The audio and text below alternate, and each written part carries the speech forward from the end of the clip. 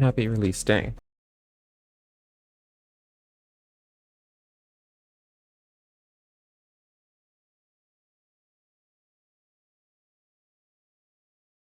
That I can render overlapping text with this algorithm.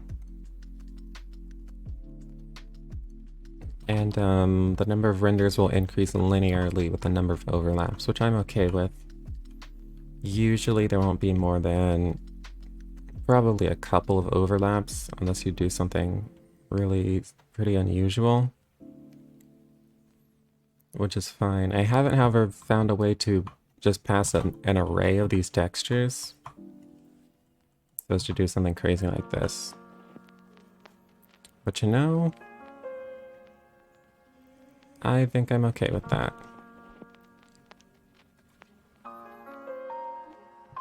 So what I really need to do now is find a way to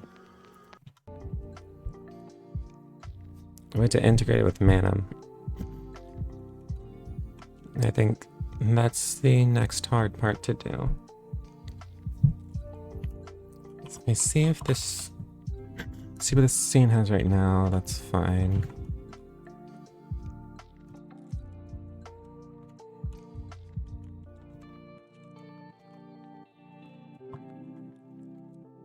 What is this scene? It has an interactive embed in it.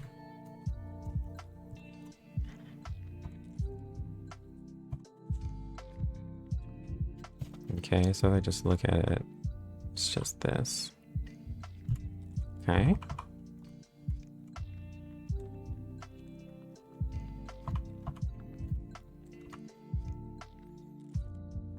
I guess since this algorithm is for doing the fill, I'll comment out the fill stuff.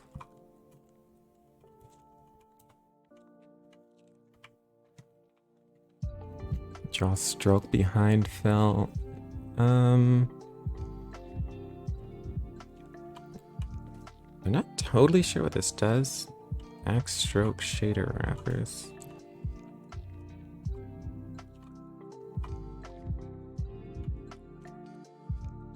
Oh, I guess you append the stroke data either before or after the fill. Interesting. I wonder why it didn't just change the order.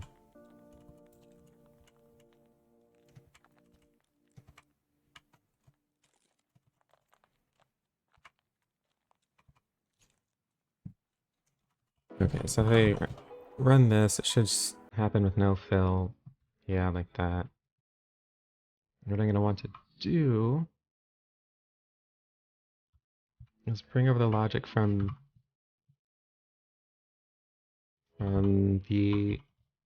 this function.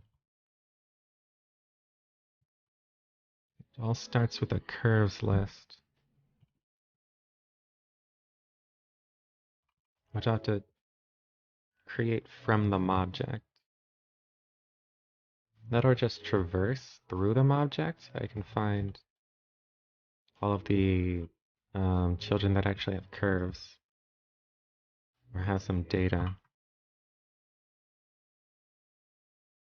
I wonder if that's...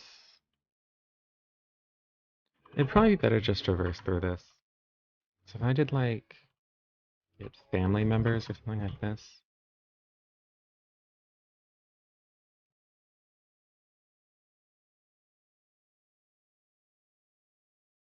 You can do family members with points.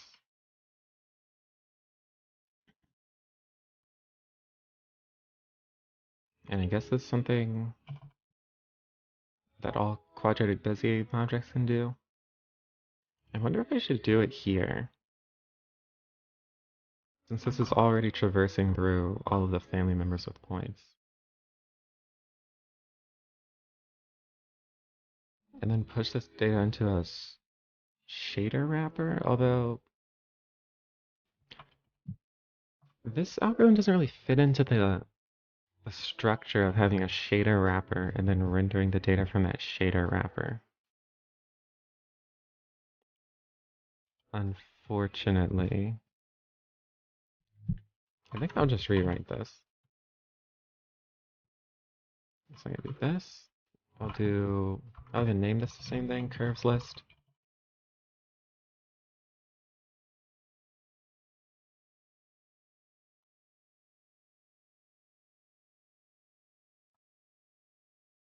And I wonder if there's even an easy way to do this. Maybe I could just call this.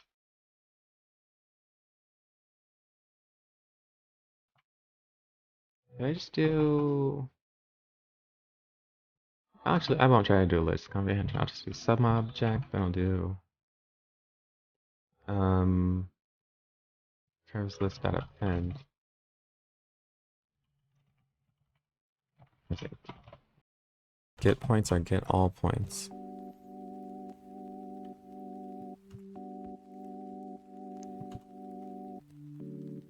The render has now family members with points. It should be an object.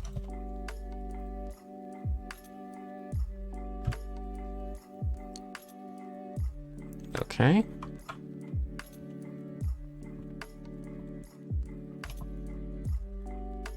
This actually does really seem like it should be with a list comprehension. Okay, I'll do it anyway. This or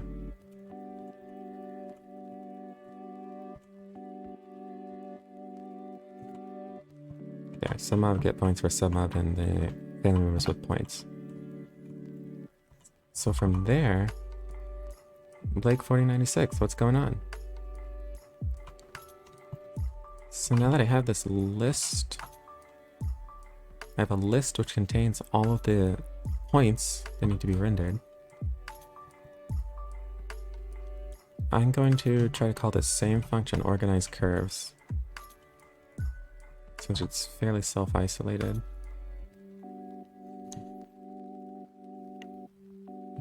I'll just put it here.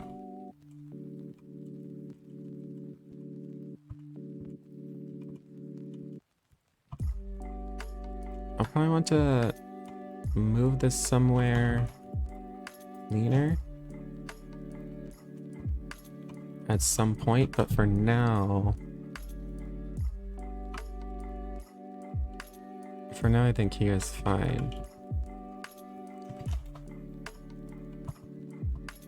I have to be sure I don't want to recompute the bounding box here.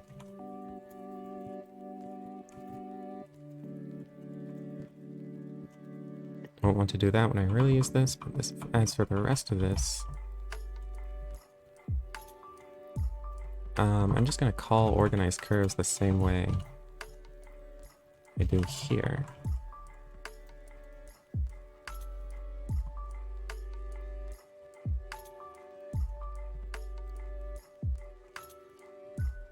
So if it's an OpenGL object, create these curves list. I should just move this down. Create this curves list. Move that into a render list. This should have a list for each level of overlap. And I should probably give it a better name.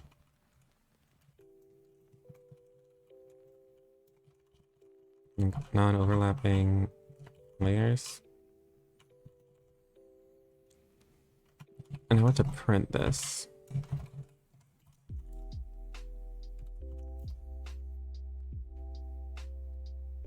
Okay, let me not print that. Print the length of this. I'll expect this to usually be 1, and then it should become 2, like it does when the G appears. So it looks like that's doing what it should be doing.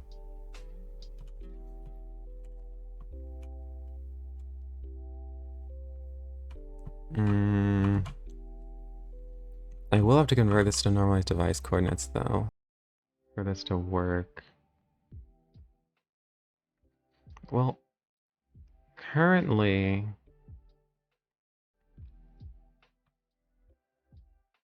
I guess the shader isn't even using normalized device coordinates. It's just passing the vertices along directly. So I guess at least until then, it should be fine. Okay, but I got this. Let me try to move this next part of it. Um,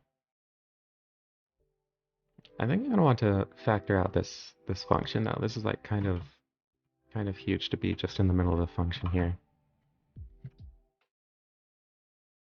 So OpenGL renderer. What should I call this? I need like a utils sort of thing. What's the name of these? OpenGL Vim object. Should I store it to the OpenGL Vim object? Probably not. What do you call this? Like vectorized object rendering .py, something like that.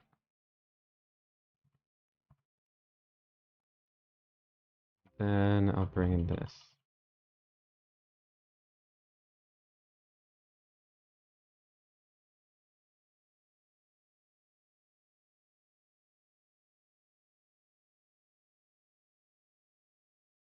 Let me try to import that.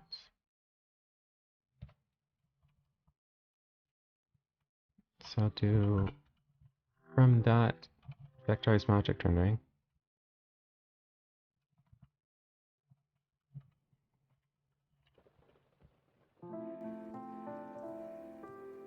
Which I think is what this was called.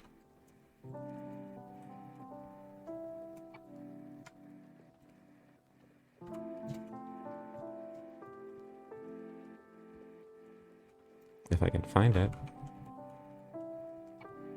Did I delete it or something? Oh, it's not saved.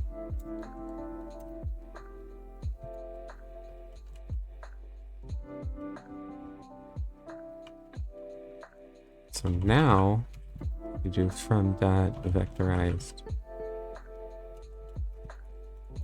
object rendering. Oh, it keeps removing it. Oh no, it's doing isort or something.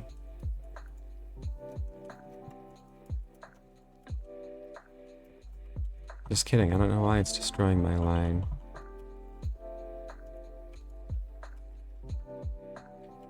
From vectorized object rendering. Import organized curves.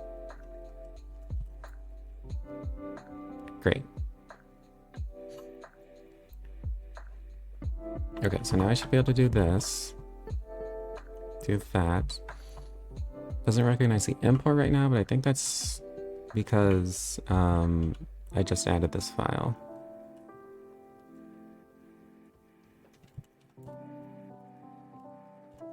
So let me see if I can still run it. Okay, so I can still run that. It doesn't like crash or anything, so that's good.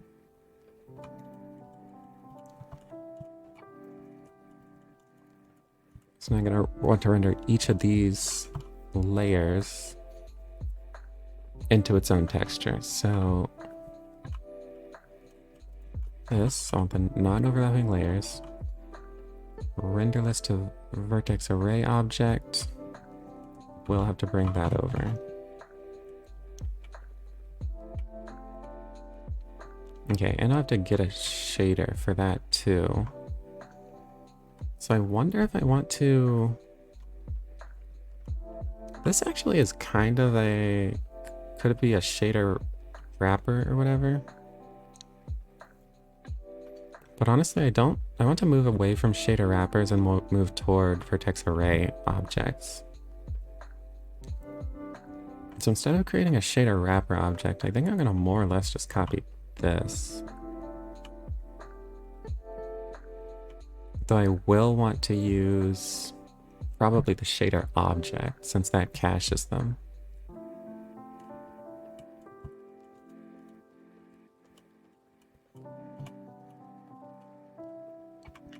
Okay, so let me go here. And put this here.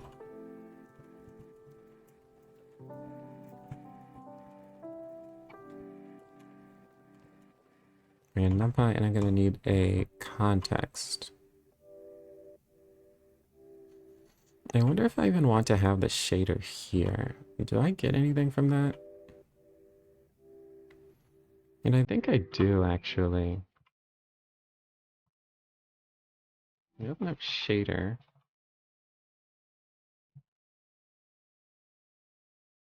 Now here,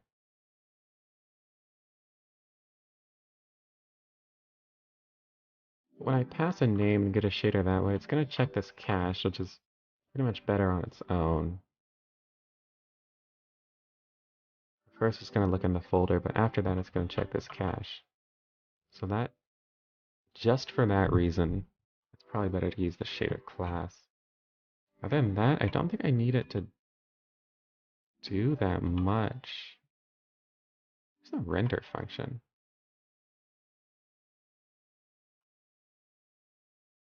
No, it doesn't have a render function.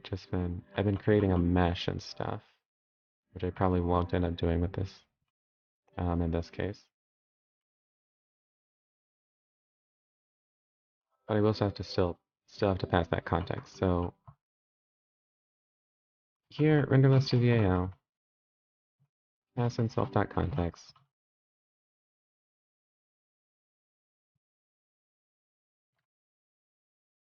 and import this.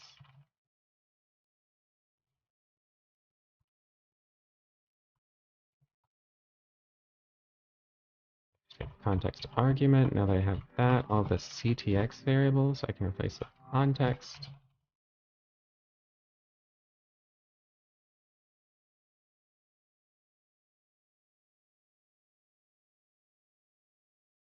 All right, we've got that.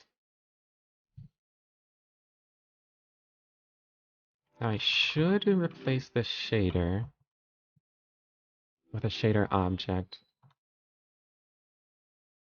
I'm trying to think if I want to do a to-do here or not. Hopefully this won't be that much more work. Shader.py. I'll try to just import this.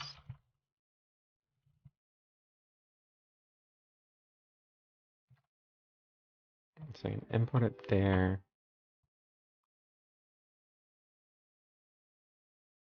Context.program. What did I do with this? I just immediately pass it to the vertex array object. But what I want to do is do like stencil shader.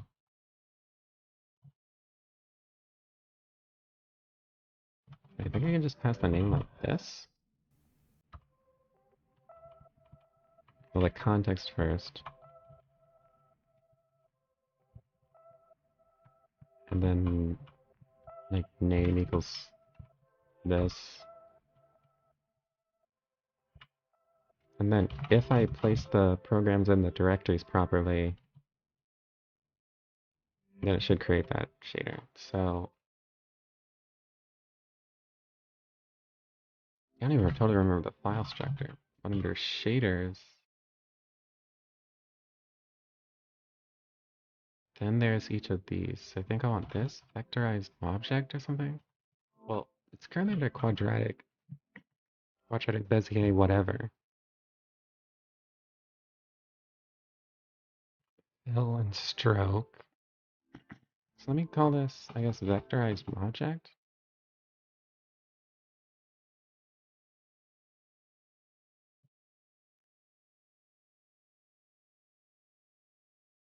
Number shaders. Vectorized object. Yeah, I'll just call it vectorized object and vert dot glsl. Okay, edit that.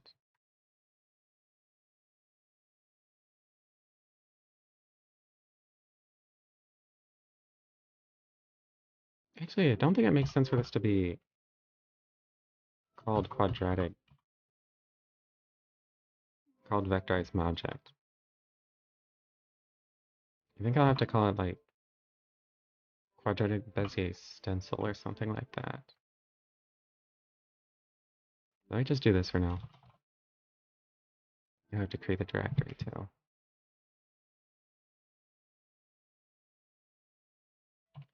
This is why I was thinking of two doing this. Vectorize Magic. This should really be Vectorize Magic Stencil. Yeah. Oh my gosh. Is it Manim, slash, all of that? Okay, so it's in Vectorize Magic Stencil. So I'm gonna edit this, call it Vectorize Magic Stencil. Well, I yank this first. Then Vectorize Magic Stencil. Vert frag. Oh my gosh, give me a break.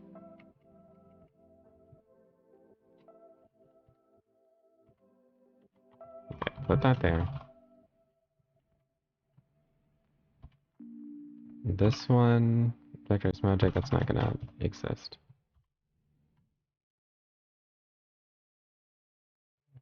Why can't I close this buffer?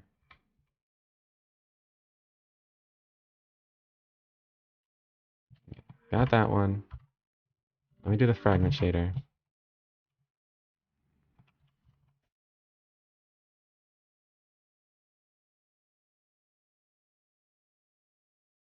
This.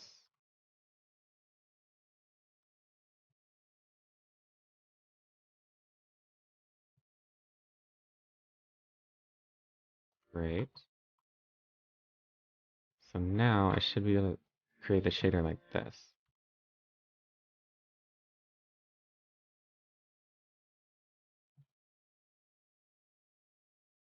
I think. Should just look through here, find the vert and the frag, and that's it. Does this throw any error if you put in an invalid name? I think it doesn't. Well, maybe this line will. I'm gonna try just running this.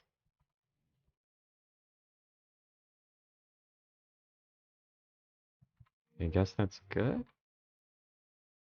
That it didn't crash? I guess it's less good that I didn't save it and then it didn't crash. Okay, it is doing some path separation thing that's completely wrong. Render shader stencil. Self._accessor list. For shader file and shader_folder.iterdir.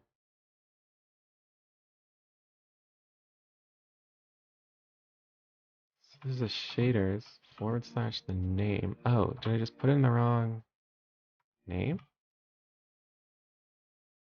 I did. This should be vectorized object stencil.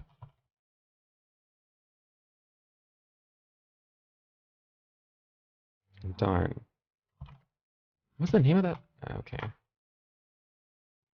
Shaders.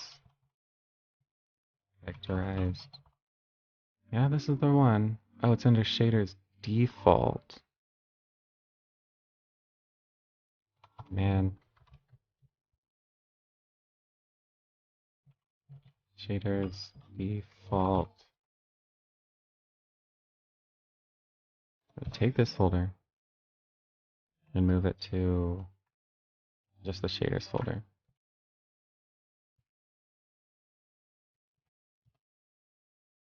I'm gonna render shaders. Yeah. Yes, now if I look at mana render shaders.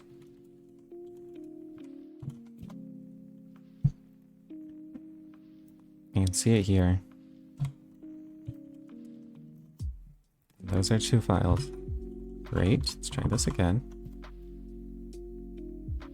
Okay, so that worked, didn't crash.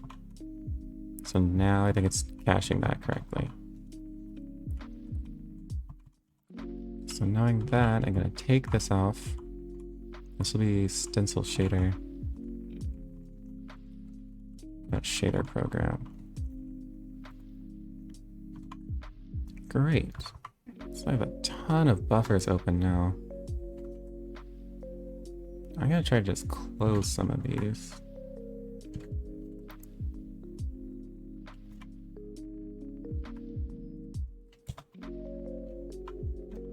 Although it won't let me close some of them.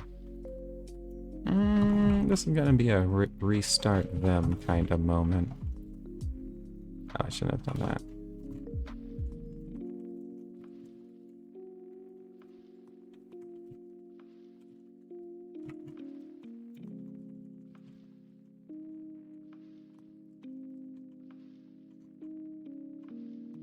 Great, so I'm getting these vertex array objects. I'm gonna try just printing this.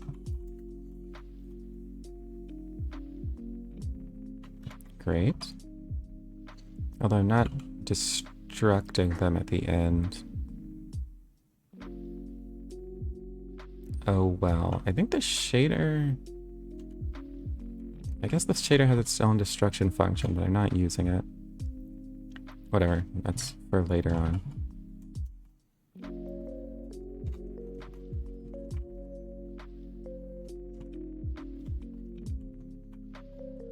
Okay, rendered texture. Here, very straightforward function. I might not even make this a function, actually. Maybe all I want to do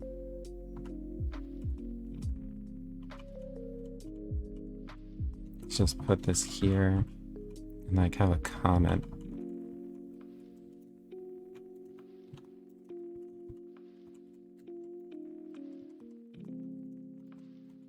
Render the vertex array object, the texture. So do that. Then I'll just append it. This will be self.context. This will be self.context. The size. Is this saved to the render somewhere? I know I can use the like config at pixel width. But shouldn't it already be here somewhere?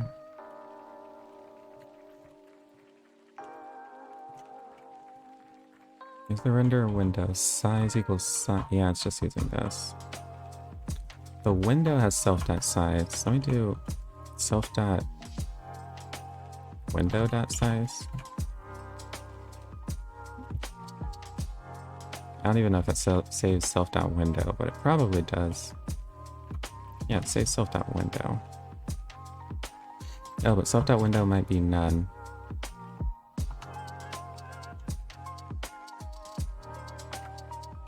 Yeah.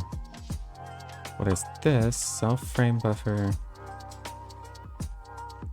Is this a tuple? Okay, here's what I'm gonna try.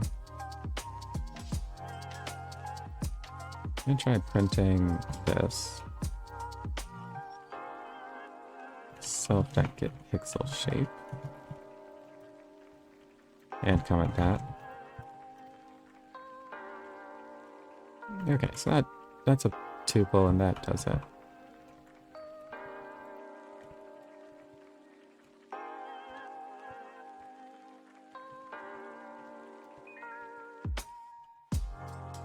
Okay, and I can get a frame buffer from that texture, use it, render to it.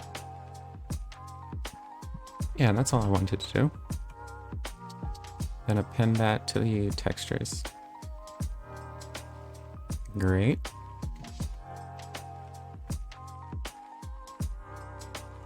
So to just create all these textures. Now I want to render a screen.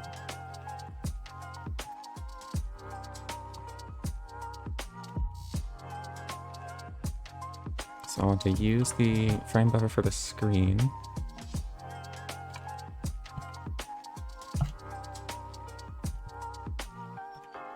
Here.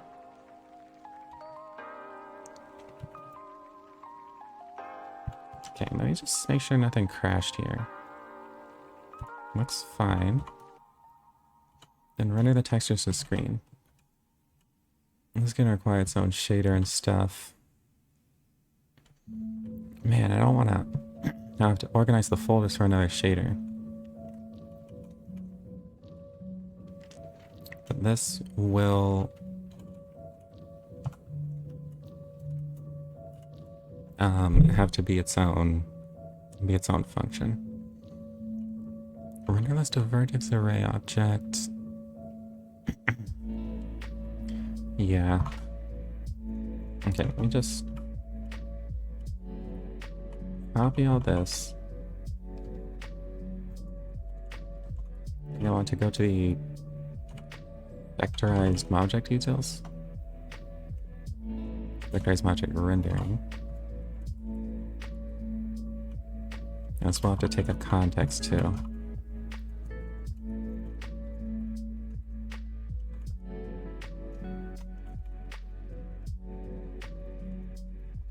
We'll save both of these.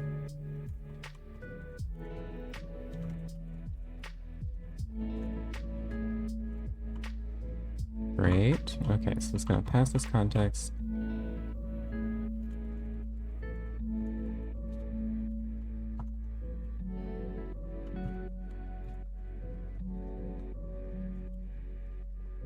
And this is actually doing the render itself too. Well, I don't think I need to pass modern gl.triangles here. I'm pretty sure this is the default.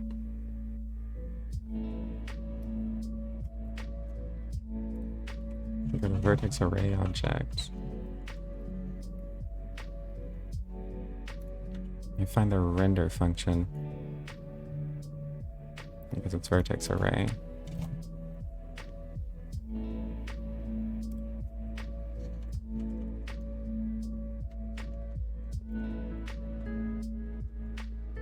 And I can't find the array render function. Simple vertex array. Okay, here it says the vertex array. Methods render. Mode equals none. By default, triangles will be used, yeah. Okay, so I think I'll take this out just so I don't have to import just for that. Honestly, even this, all the places where we render and pass triangles, I think there's good reason to do that.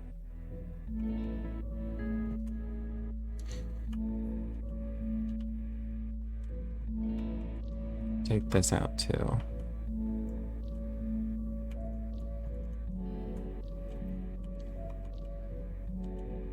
Okay, render texture screen.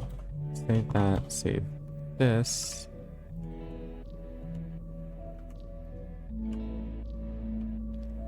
And I think that's all I wanted to do. Oh, I will have to make this its a shader object. Okay, might as well start the pane now.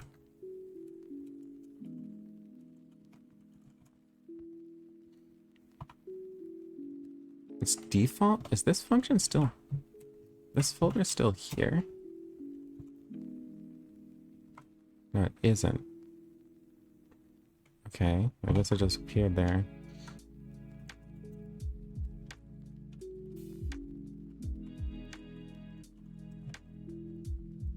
Object. Okay, vectorized object. There's stencil and here's the fill. Great. Then can I hit touch?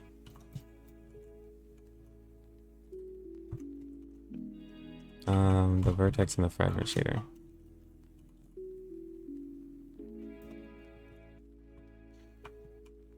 Okay, so now I can open these.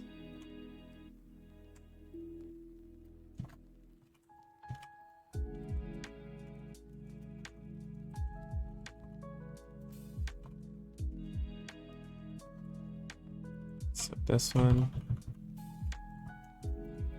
vertex shader, fragment shader,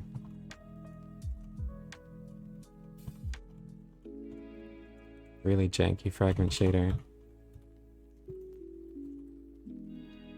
Yeah, did both of those.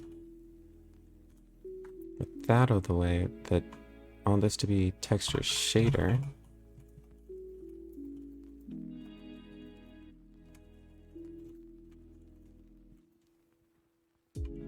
And the name will be Vectorize Project Fill.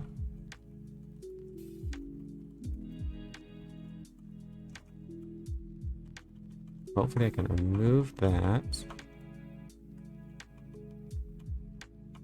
And here I can do extra shader, that's set uniform.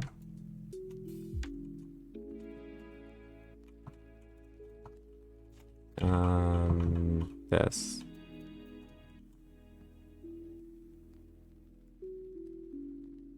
Yeah. This will be a texture shader. Shader program. I'm just actually doing that rendering, so I might end up seeing something.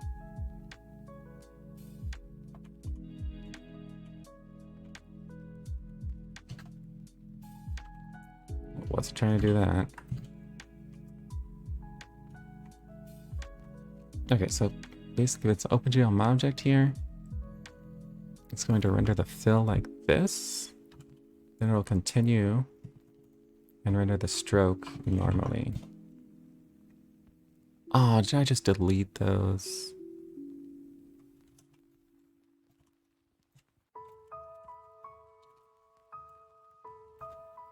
Okay, I didn't.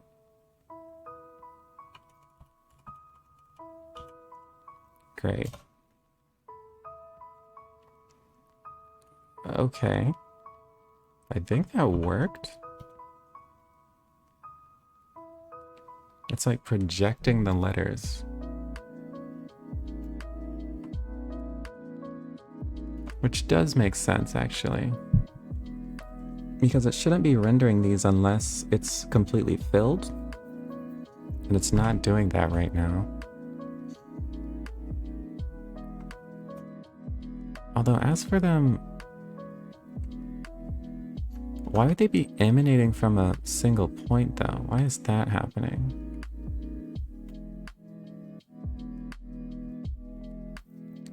Is that a problem?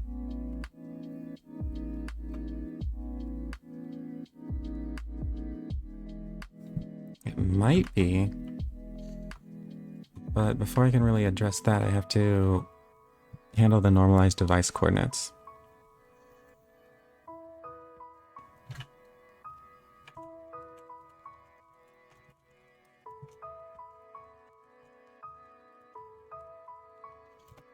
Okay, so here. Let me open one of the default shaders.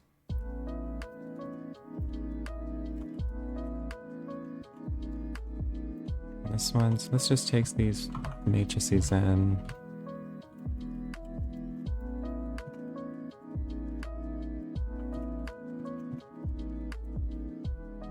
Oh, this is actually broken because it's passing in the regular model matrix, not U model matrix.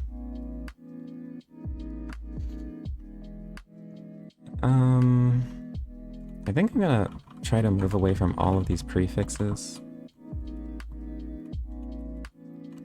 They're very rarely useful. Pretty much only when passing things between shaders, things like that.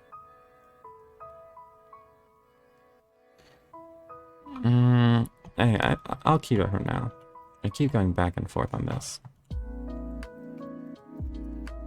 I'll keep this U model matrix, U view matrix. I'm sure that's gonna break a lot of stuff. I guess I'll try to change that all at once. But I'm gonna need to set these uniforms. So there's a shader here, and there's a shader here, and both of them need the uniforms. Can you look at the render list to whatever function?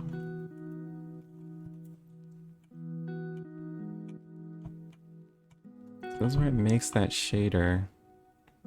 Should it just return the shader with the vertex array object?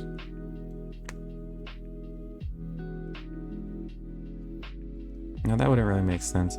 Maybe it's possible to read the shader from the vertex array object.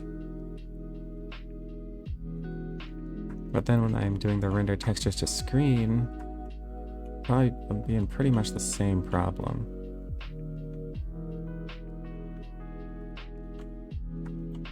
I think what I'll have to do is just pass a uniforms dict and pass all the uniforms I want in there.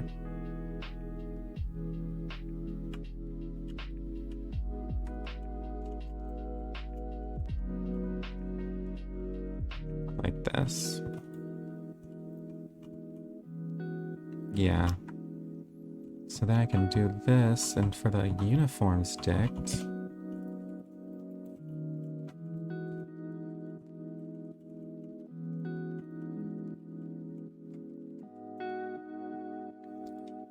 just pretty much these three.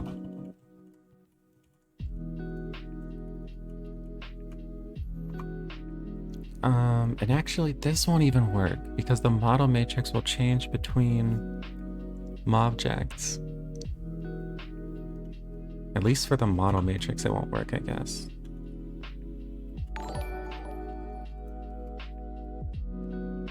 Mepers? Mep? Hard name to pronounce. Thanks so much for the follow.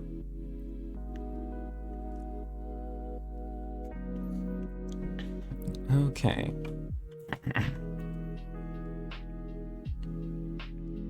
So it's probably gonna happen. Actually,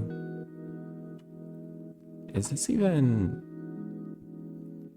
If I keep track of the model matrices, this could actually be different for different individual letters. So it might not even be possible to go through the family members like this and just stack all of the points. Well, either that, or it would only be viable to do that if I also took the model matrix into account. It's like this wasn't just get points, it was like get points translated by the model matrix. Which might actually be decently fast using NumPy.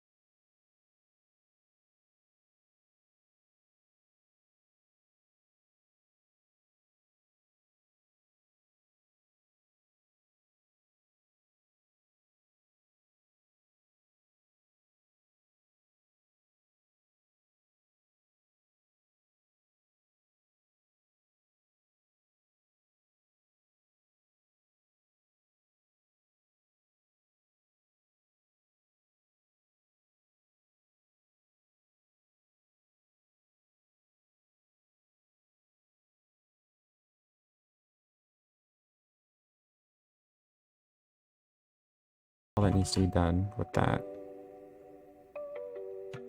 And then the same thing when rendering to the screen. If I can find a shader here.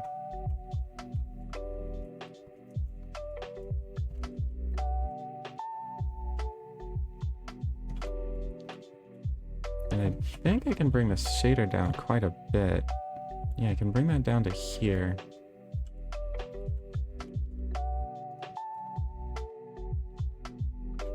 Maybe I should do this right after I instantiate the shader.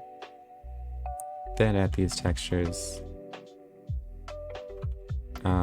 Yeah.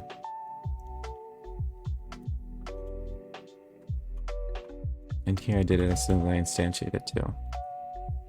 So let me just make sure that doesn't crash.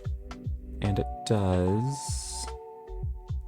Render list of vertex array object. Too many values to unpack.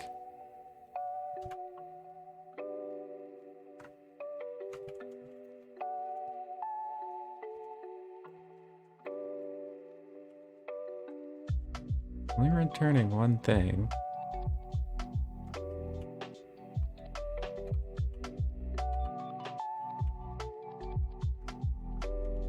What could be going on here? Self.render object. VAO goes render list of VAO.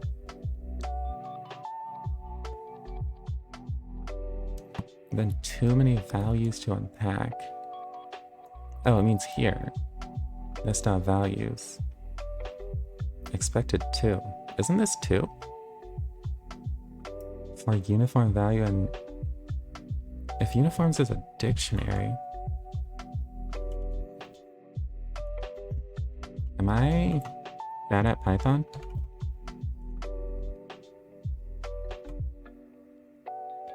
I thought that was how that works.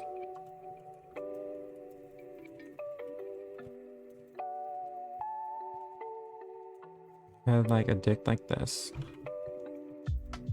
Values. Items, not values. Oh, you're totally right. Yep. That should in fact be items. And in the other place.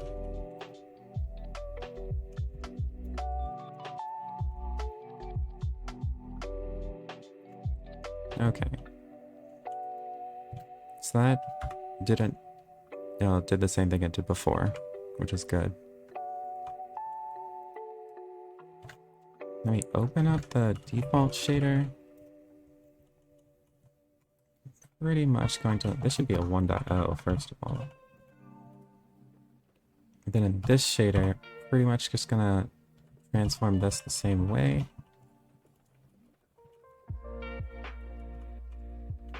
But no model matrix.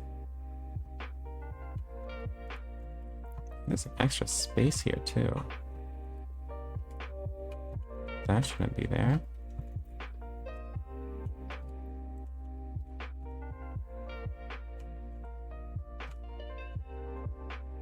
Okay.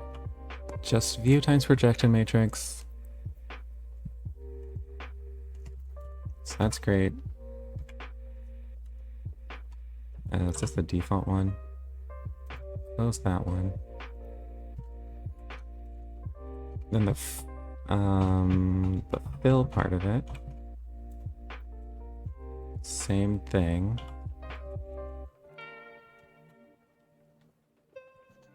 I don't think I'll have to transform the texture coordinates. Pretty sure that won't have to happen. For your top 3 languages by expertise.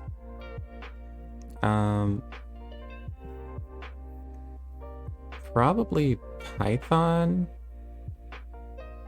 then C++, and then JavaScript, I think would be the order of that. Because I just write a ton of Python now for Manim. I would probably be better with C++ if the language wasn't so hard. But the language is really hard, so... yeah. Too few components to construct Vec 4. Line 14 of some shader.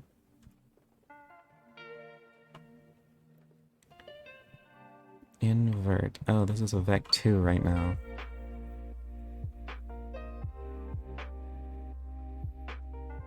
I think I can just throw out the Z coordinate though, can't I?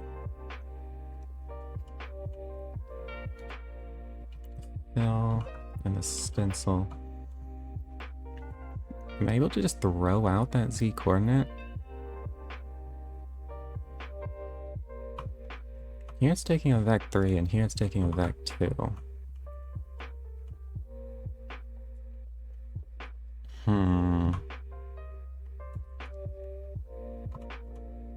Let's look at... Oh, this is the fill that takes the Vec 2. Which actually makes sense, I think. Yeah, this just has to cover the whole screen. So this should be this 0.01.0, I think.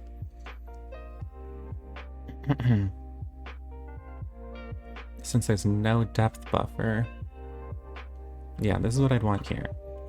Here, on the other hand, I think I have to do this with the Vec 3. But is there even anything to transform in this case? I don't think this needs these uniforms. Pretty sure this should just be invert on its own. Like this.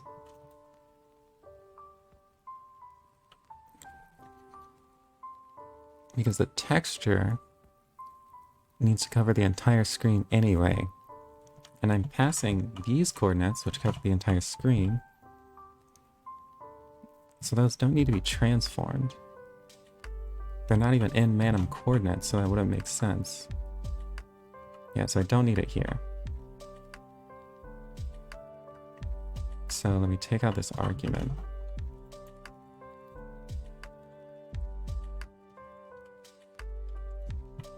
Take that out.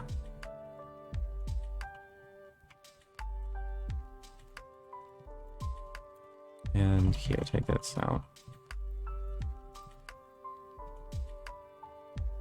And this will need it though, the first one.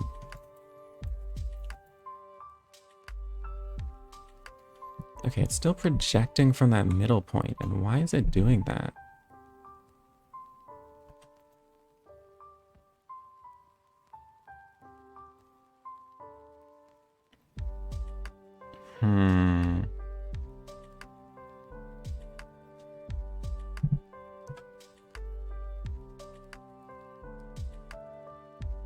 I wonder if it's because the points aren't closed? Could that be it? No, I don't think that makes sense, actually.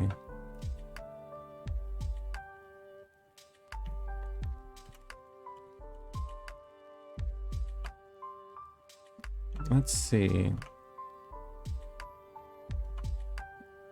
Actually, one thing I can do.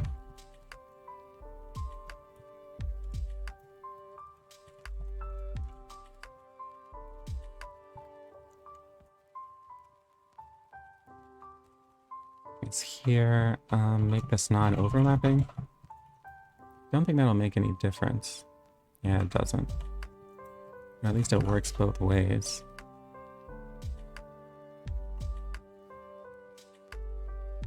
So the thing to figure out now is why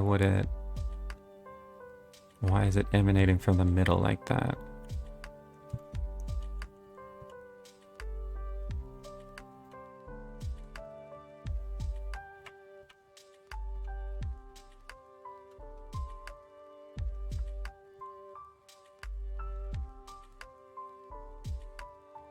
So here's the stencil part. This is also the stencil part, actually.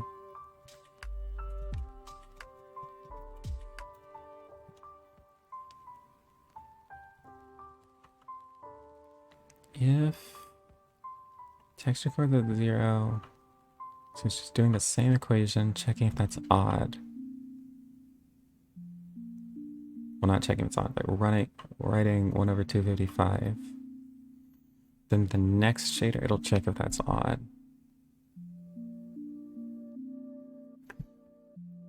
I wonder why... Why would this work here?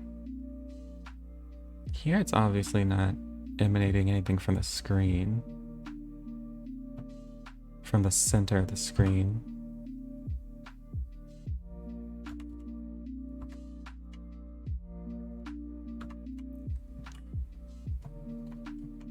We're into small hourglass or into a large hourglass.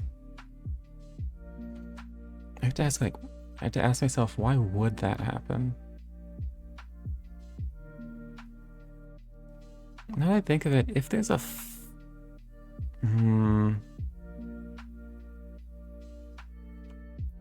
if there was, for some reason, a texture, not a texture, but a point connecting like the last coordinate to the first coordinate, that would do that. We should try this with a simpler one. Like if I just did... Firstly, let me interactive embed this. Oh, not that.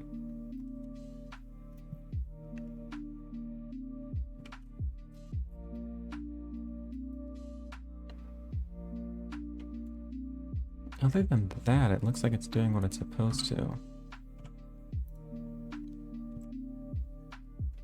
I'm gonna try to do just a really simple one.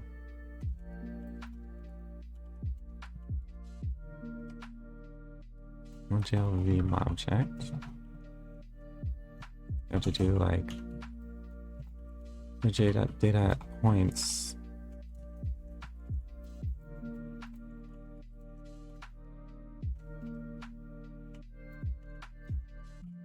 I have to do this, then I can do obj dot add line 2.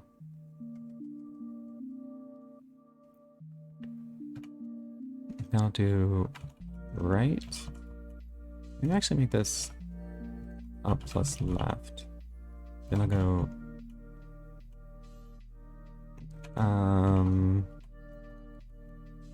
is it up the right thing for this? Then I'll do up plus right. Down plus right.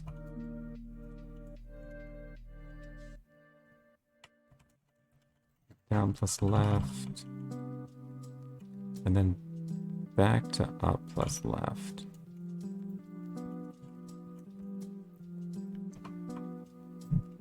Okay, and I'll try to render this.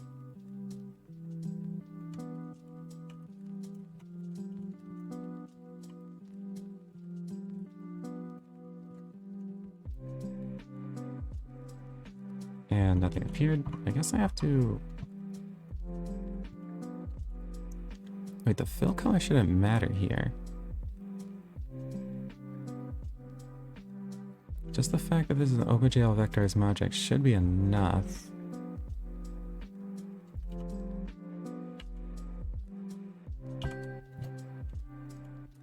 Okay.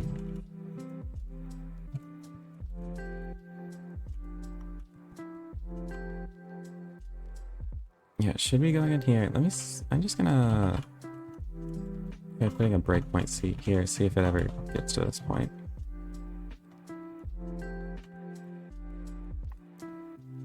And it doesn't. Oh, I'd have to wait or something.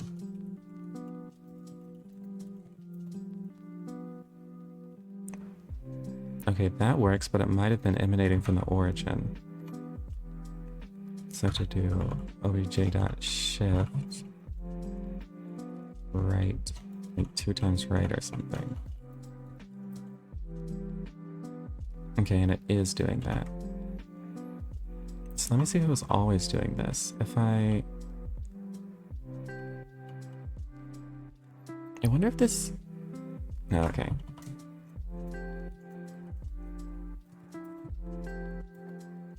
like here. Okay, that should have been... Actually, since that wasn't a closed shape, maybe that's why it has to do that?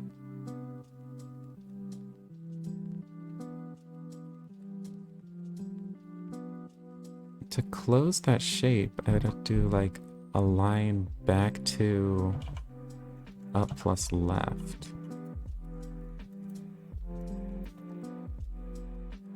Although that's not doing it either.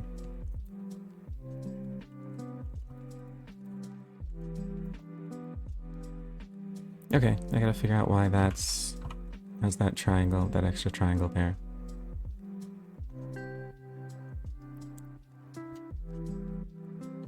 It's probably something in the fill step. I doubt the stencil step has anything that weird.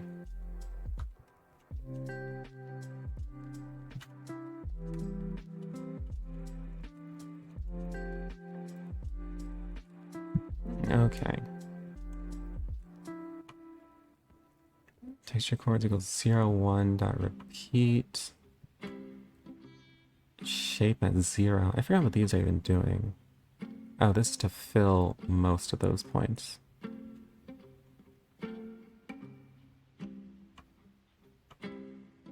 So let me take out the loop blend data entirely, see if that has any difference.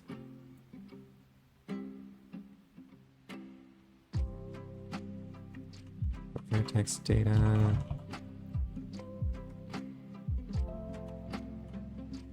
And I should actually structure this so I can take out the loop blend part without messing anything up.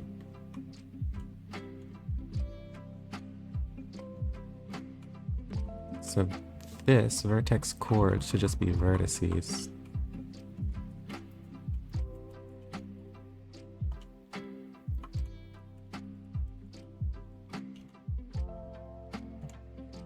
There's actually a lot more of those than I thought.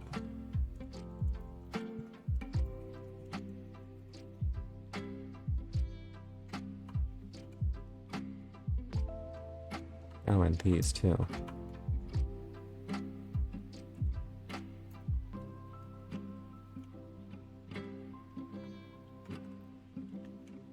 Okay, so this is going to pass in vertices, this is going to pass in texture chords.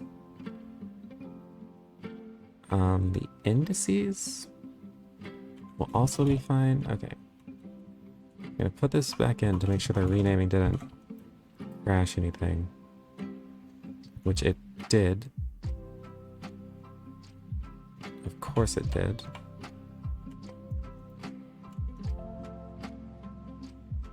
Okay, there it is.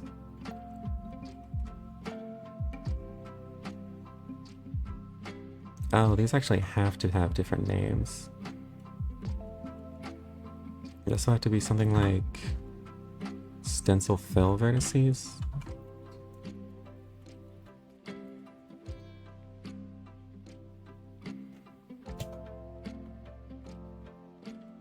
Yeah, and then here I'll have to just call this stencil fill vertices. And then texture chords. Okay, now comment this. Well, actually,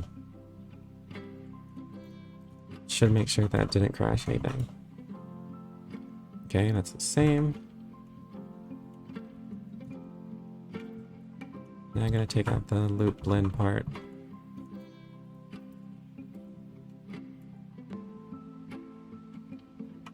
Vertices.shape. Should be stencil fill vertices in this case.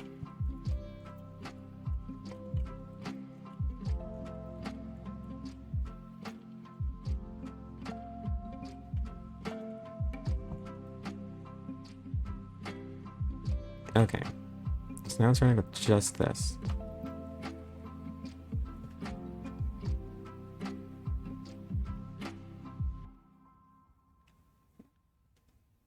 So now why would it be doing that? If it's only filling things in if it has an odd number of coordinates. Let me draw the up Let me draw this line and then this line.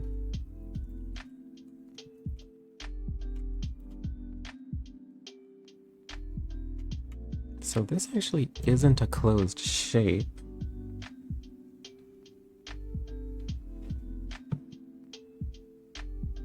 So I guess I would expect that it does that.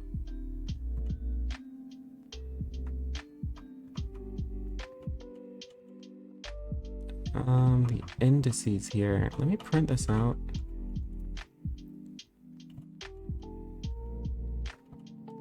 Or do a breakpoint here. Or here. So I can print out that vertex data.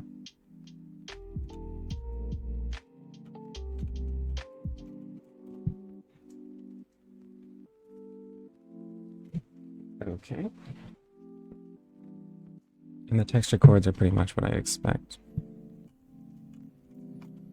Since they're all the same, so it's just this mostly.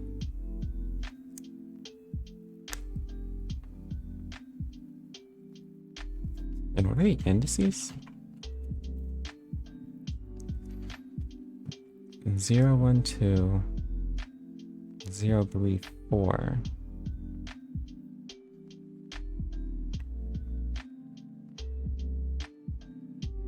Okay. So that should have a triangle going to the origin. If I didn't want it to have a triangle going to the origin, I'd have to close that shape. And this one isn't closed. So in that case, that makes sense.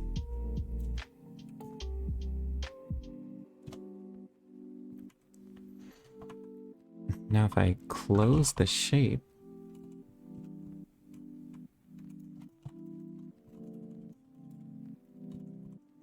now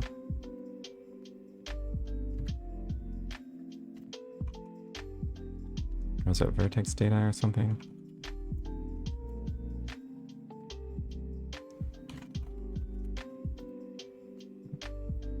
Yeah, print the indices.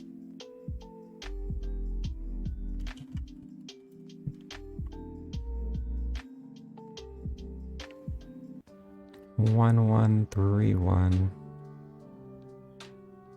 1, 1 to 3, 1, 3, 1 to 3, negative 1. 3, negative 1 to 1, 1. Oh yeah, this is closing it. Now it's 0, 1, 2. That makes sense. 0, 3, 4, 0, 5, 6. Okay, this I would expect not to have a triangle going back to the origin, but it does. Okay, so what's the deal here?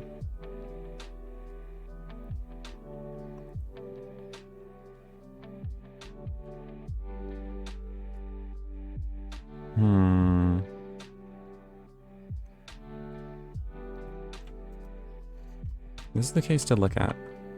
So I'm going to go to the fragment shader.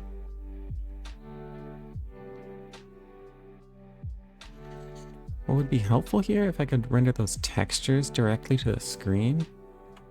I wonder how hard that would be to do. So here I'm rendering the vertex array object to the texture. There's no overlap here anyway, so this is only going to run once.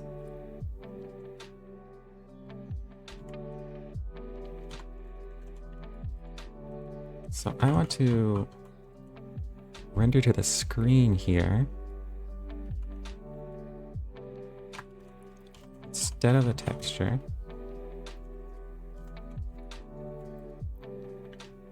Then when I do this function,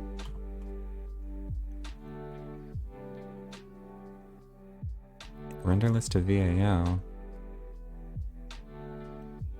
Yeah, here I'm using it. Here I'm constructing the VAL.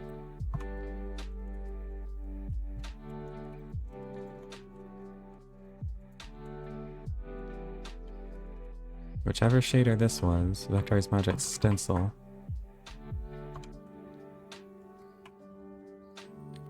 Okay, this is what I want to render to the screen. I think.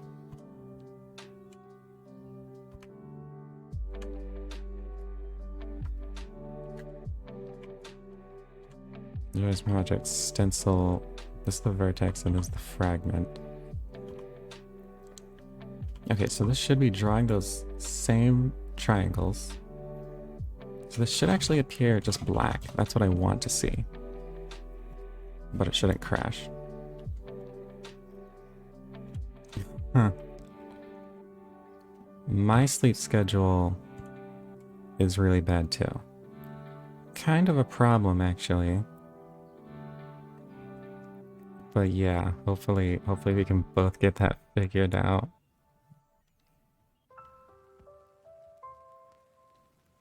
Okay, what did I do here? Context.buffer from the vertices. Line 156.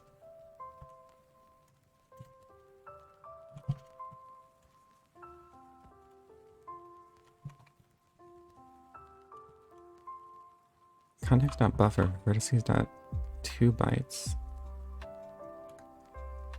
It's the vertex buffer object. Vertex buffer object. What did it say? Buffer cannot be empty.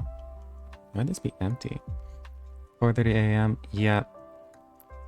Yeah, that is one ruined sleep schedule.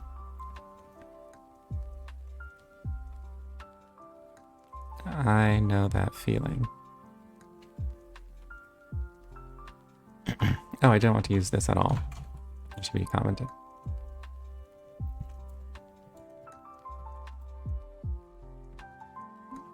Oh my gosh, this breakpoint is killing me. Where is it? Factorize project rendering 99.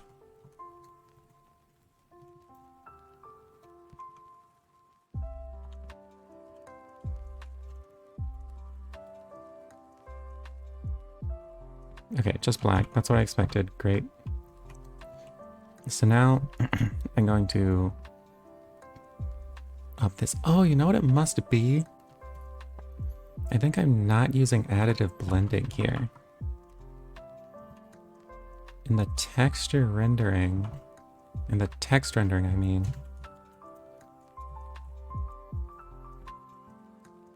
And to do this.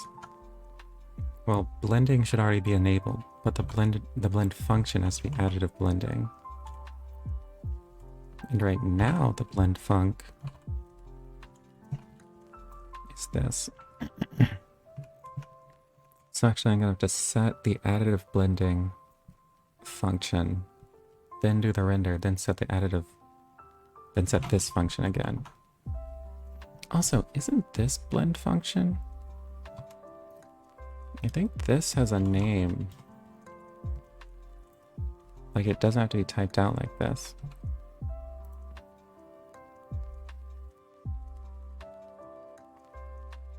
By looking at your VODs. Thanks! I'm glad I was able to teach you something.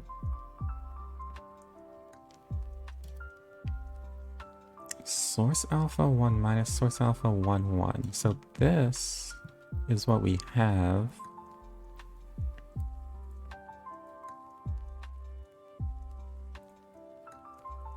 Where in the world?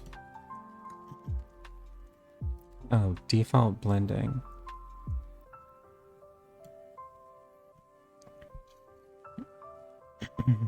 Wonderful to meet you. I've seen your work before and it's outstanding. Thanks.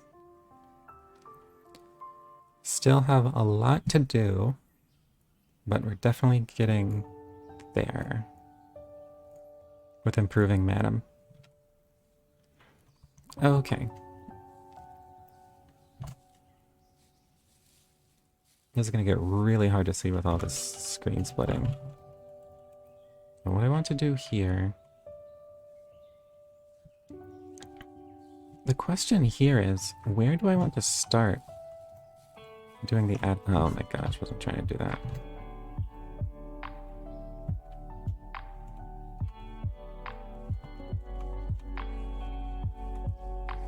Question with this is, where do I want to start doing the additive blending?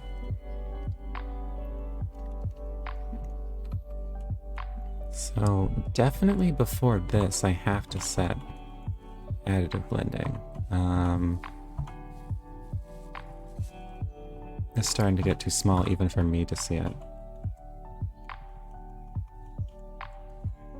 Here.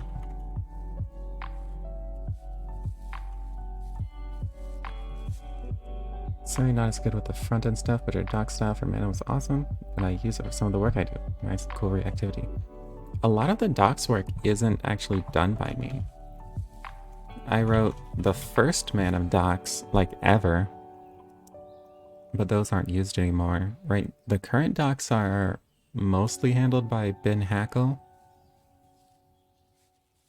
and there's a few other people helping with that. But currently, all of my effort is going toward improving the rendering.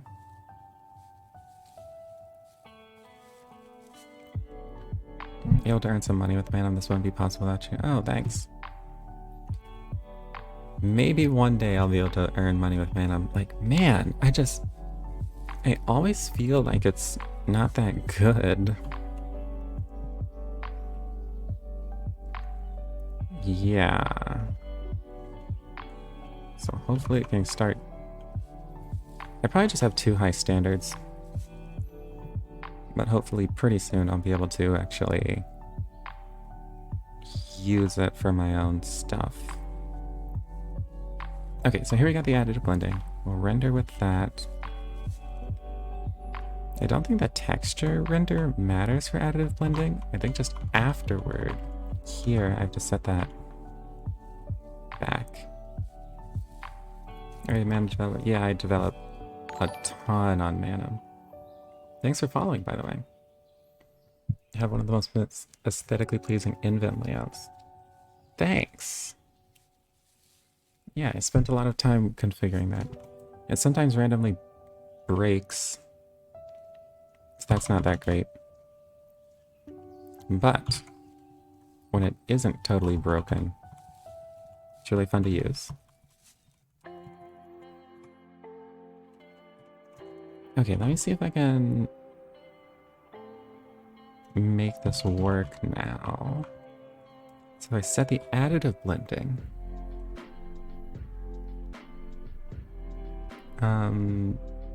But yeah, I'm a Manim developer. I've been developing Manim almost as long as it's been existing. There's InventTube, I live in Groovebox. I feel like Groovebox and Nord are super overdone, which that isn't like a slight against you. But online, I just see those two color schemes all the time. And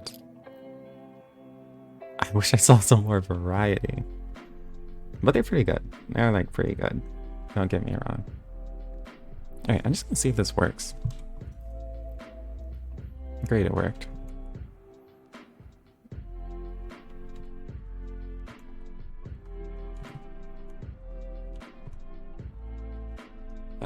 But I'm really into these colors like... Okay. Brief detour. I am an R Unix porn browser. So I'm gonna out myself.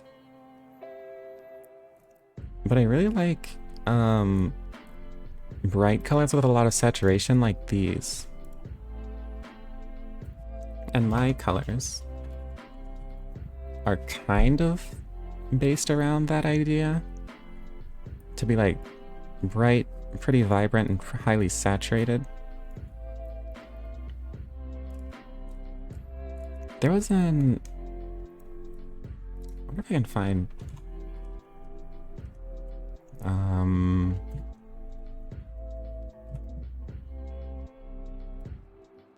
This might have some pictures of what I'm talking about. Yeah, like... somewhat like this. Only I would prefer more saturation than this. Used to be City Lights theme all the way. What's that? I assume it's a terminal. I'll just do color scheme.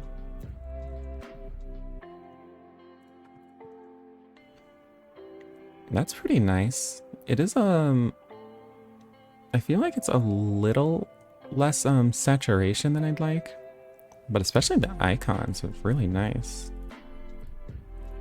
And I guess it's for real UIs rather than the terminal. I think I'm gonna completely switch to Dracula. I might end up doing that. So these colors have a little bit more saturation, and I just won't have to think about it if I switch to that.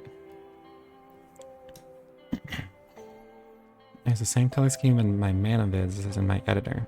It just feels so right, yeah.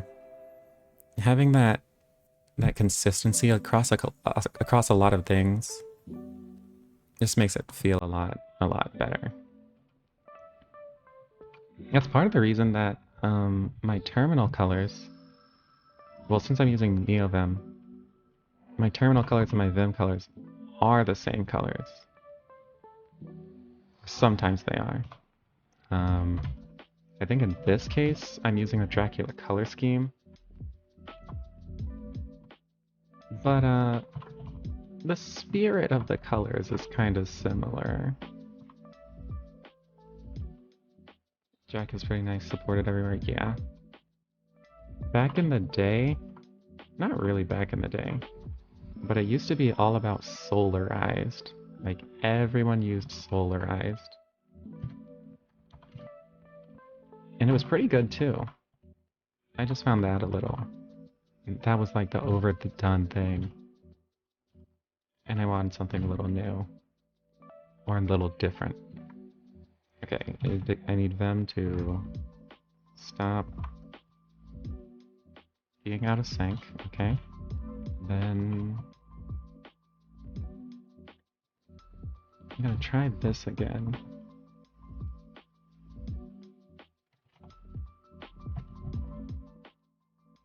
Okay, so this is now tracking where it's supposed to be.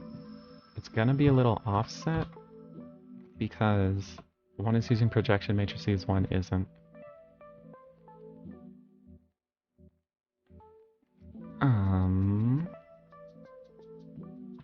So now I guess I'll just try the writing again.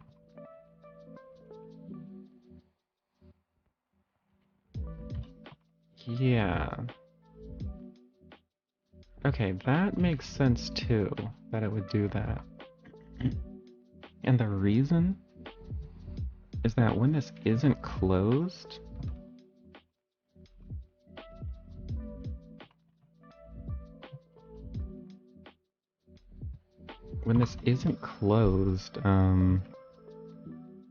the final triangle, it won't have the final triangle, which is going back to the origin point. And so for that reason, it'll look like this. I think the fix for this isn't so hard. I think all I need to do here is if the shape isn't closed, then add a closing edge myself.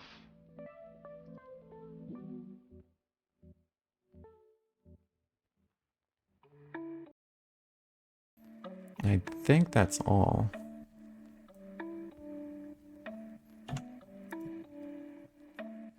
Okay.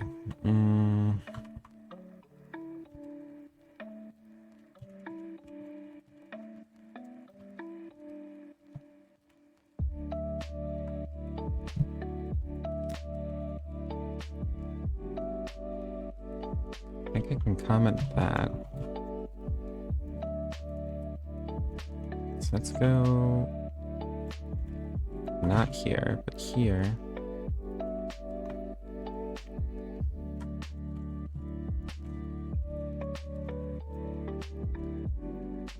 Okay, so basically the indices, this is what's going to determine it. And if I wanted to add that closing point, I'll just have to append one. Append a triangle connecting the end point to the start point.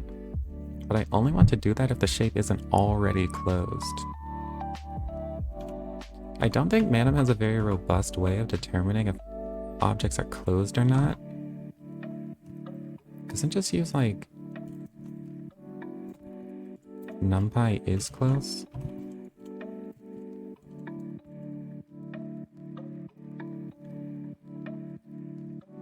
Consider points equals 2D.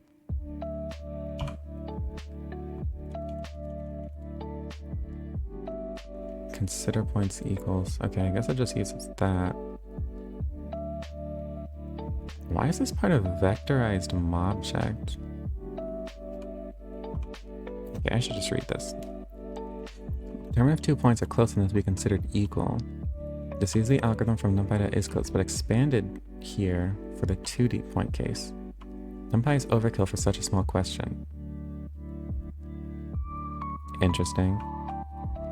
It says it's overkill and then just uses it.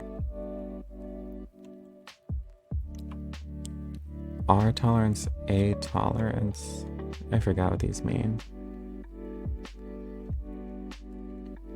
But okay, I guess I should just use that. So this should only be called on vectorized mobjects. Wait, let me go to vectorized object by here. OpenGL render is here. And with this, I'm going to want to pass, like, whether or not this is closed. And the answer to that question... Oh, this is going to be annoying, actually. I can't pass it here. I have to pass it... It's going to be on a per-mobject basis.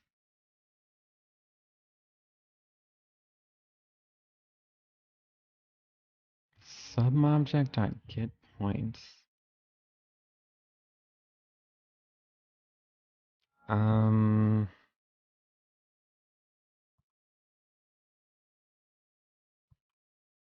In the getPoints function,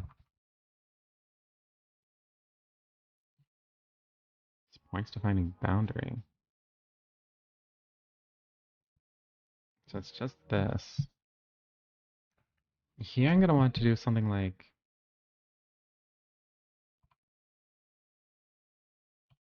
closed equals false by default. It's going to be like if not closed. Like if closed.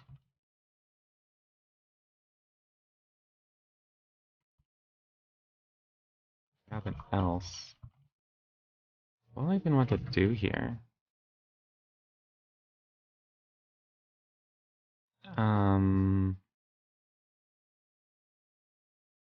The start and end points aren't close. Add a line from the start end to the start. Basically that. And if they are close, then I think I don't have to do anything. So starting, okay, so I can basically turn this statement straight into code. If not, whatever that function is called, consider points equals 2D.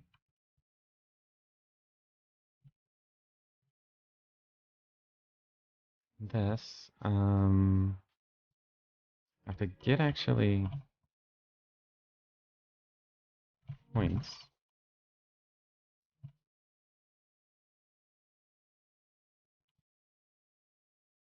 This would be points at 0 and points at -1. Now I have to add a line.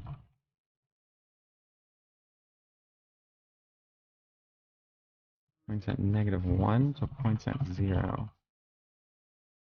I'll just switch these so that it's consistent. Okay.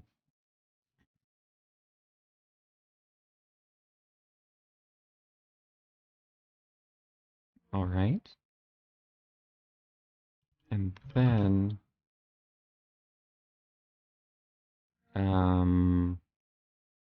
Empire Array of self-dot points. Is this a copy or not? Like, this has to be a copy.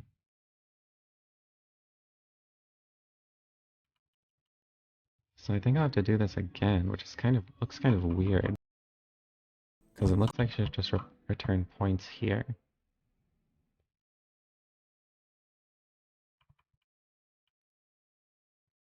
Points at -1 and points at 0.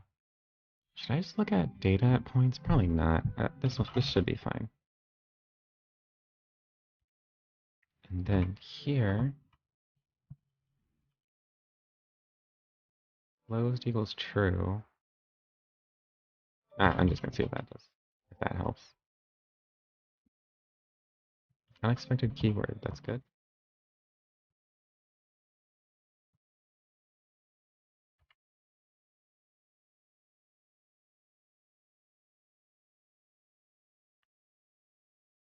This is only done with, oh, this is regular vectorized from object. Okay, copy that, undo everything.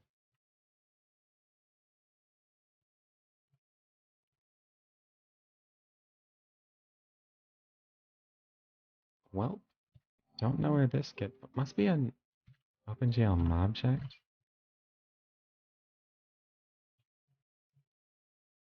Okay, this is just self.data points.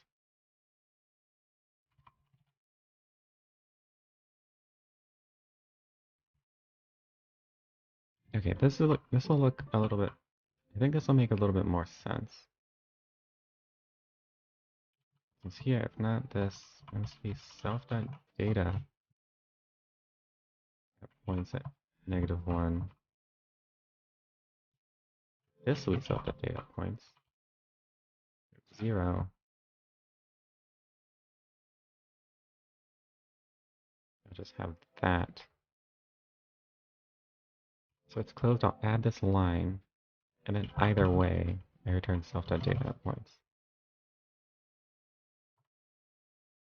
Great. Why is this not being formatted? Probably because it's too big. Yeah, that's 1,700 lines.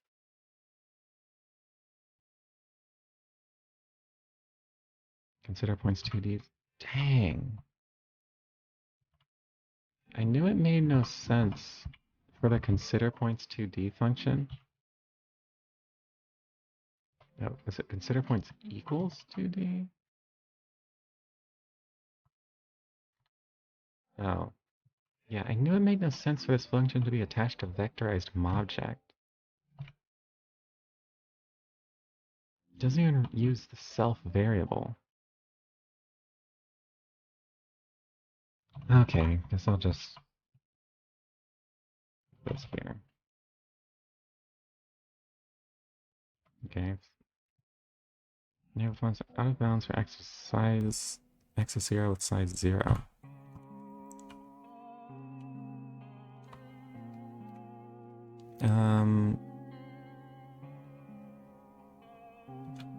So this only works if there's at least 2 points? I guess you can add a line from... Yeah, I think this should only be done if there's at least 2 points.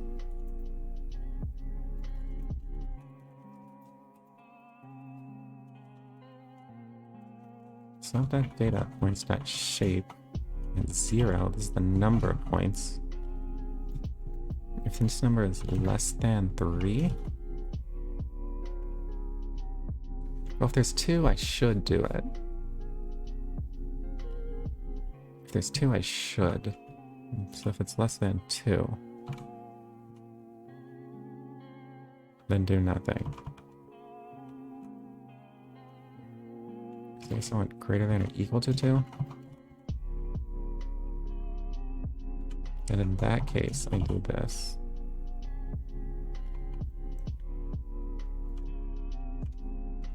So I guess I could just put and closed, and there's enough points to actually close. that's when, if those aren't equal, I'll add a line to close them. Okay. Add line 2? So. Wait, no it shouldn't.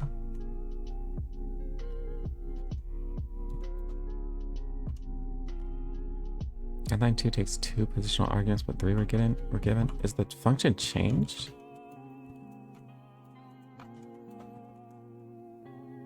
No, it only takes 1. So it should just be add line 2, the 0th point. And this shouldn't actually be 2. The number of curves should be at least 1. Is there a get num curves?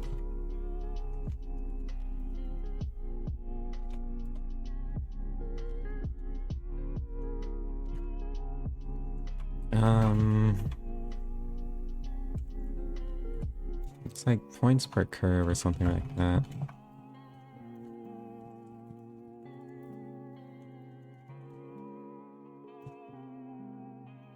Did I replace them with just 3?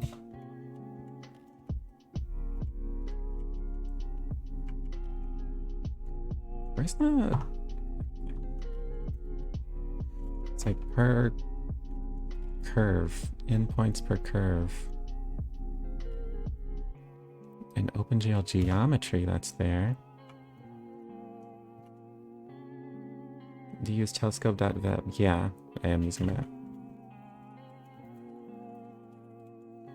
It's a bit slower than FCF, which is sort of the de facto thing to use, but it does a lot more nice stuff. Okay, so there is endpoints per curve, so what I think I'll have to do is get like the number of curves.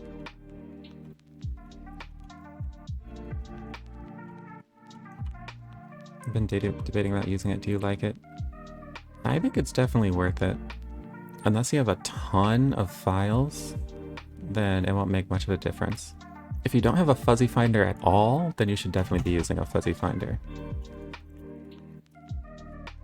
That makes developing just way faster.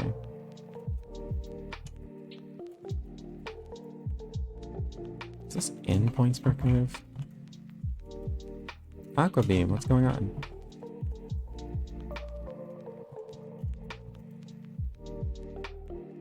But I actually added an explorer,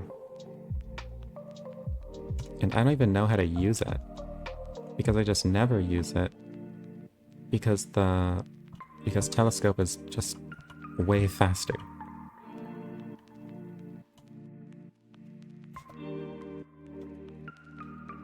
Guess it works like that.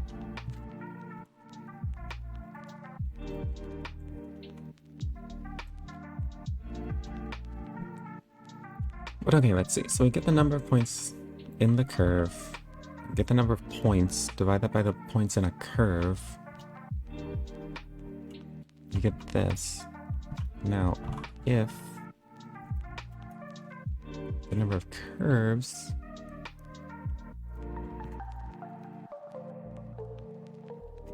is less than 1,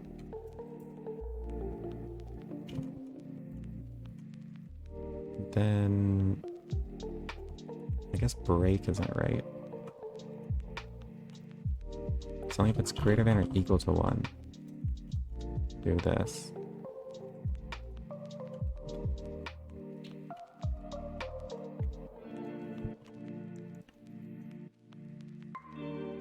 I use FCF, but I was debating about using telescope. Yeah.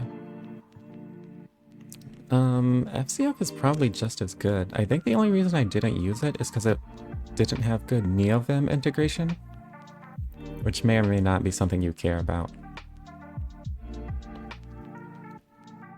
And I was just looking for like an FCF plugin that worked with Lua, and I couldn't find one.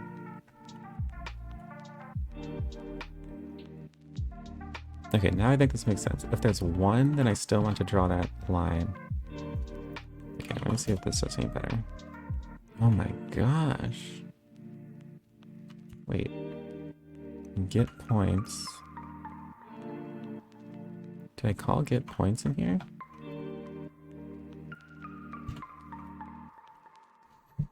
Vectorize, OpenGL vectorize object. End equals self.get points. Oh, add line 2 uses self.get points. Of course it does.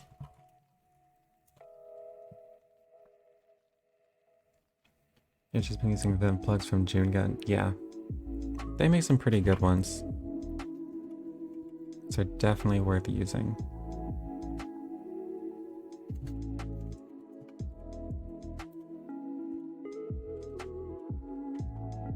Man, add line 2 does a bunch of stuff. Okay. It only calls get points once.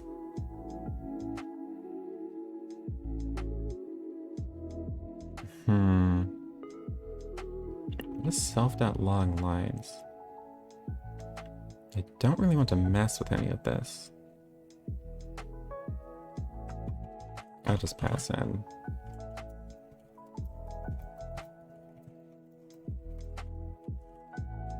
Like start point or whatever.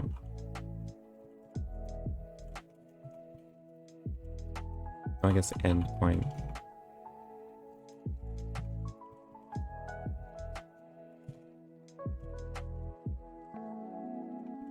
That says none.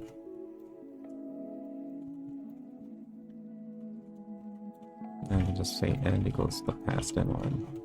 Now I'm doing add line 2. It's just self.data points -1.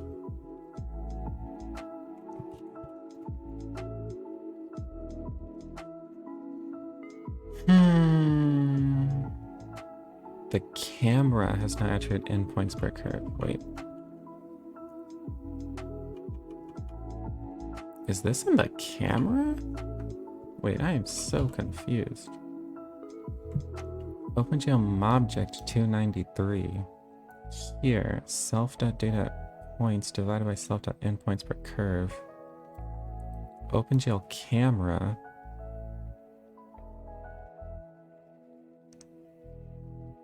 Wait, where is this getting called on the camera? Bounding box is calling self.get points. And get points. Oh, close should be false by default.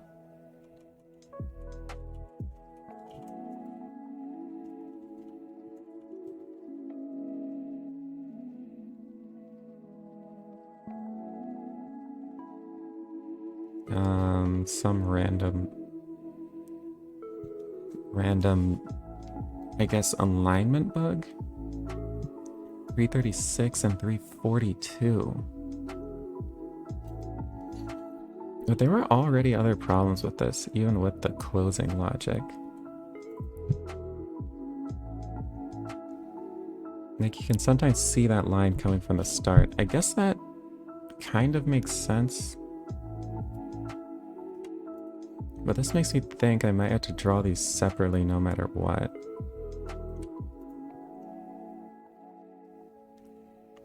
Either always draw them separately, or I might even have to use a different algorithm. Possibly? I actually don't think so, from what I can find here.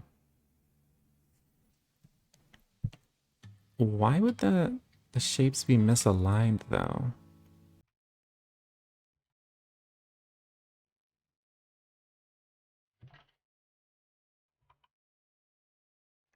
Why is that happening?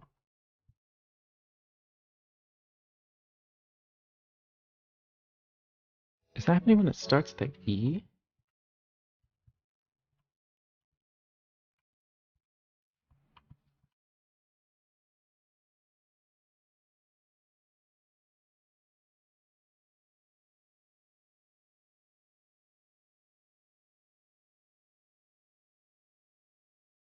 I think it's when it finishes the S.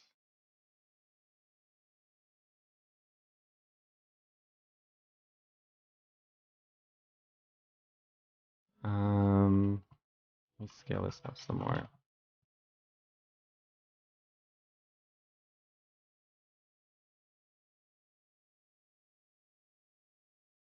It is also doing a sort of strange overlapping thing. You think?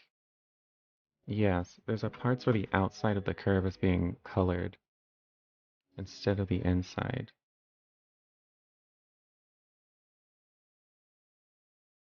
And yeah, the problem is occurring when it finishes the S.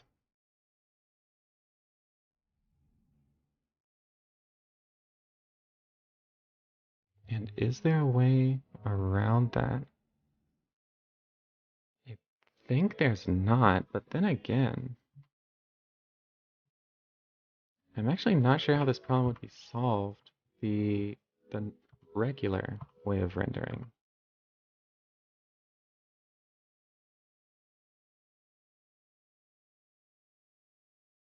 Um, Fill shaded wrapper.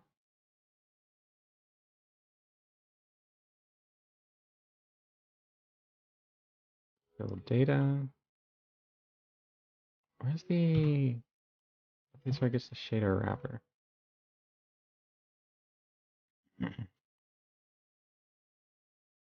Fill data, stroke data, or shader wrapper list. Okay. So bring this back.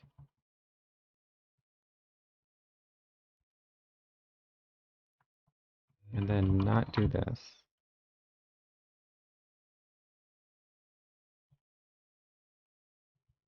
Now when I write this, I have to add some fill.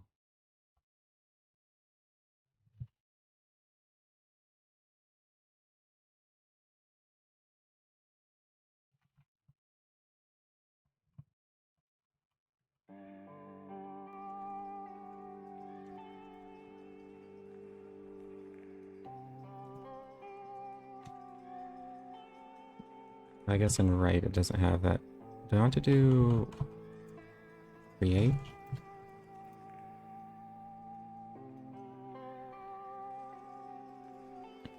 Oh, it does it.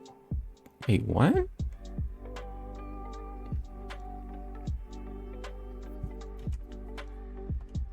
looks like that one does it too. So I'm using this data, and then I'm not using the algorithm I wrote. This goes really slow sometimes. And this is also, it's highlighting outside of the curve sometimes. So I guess I don't have to worry if I do that too.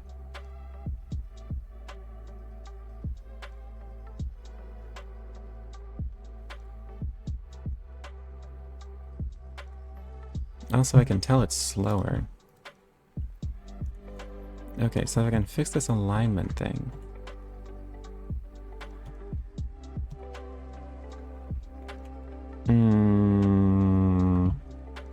Let me actually keep that the way it is.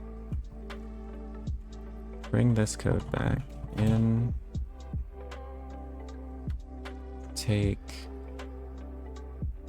Wait, what did I just do? Put that code back in. Put this code back in. Take this code out. Look at this again. Oh, that crashed immediately. I'm gonna have to figure out this alignment thing. And I actually know what the problem is because it didn't start until... Well, one, the loop blend thing.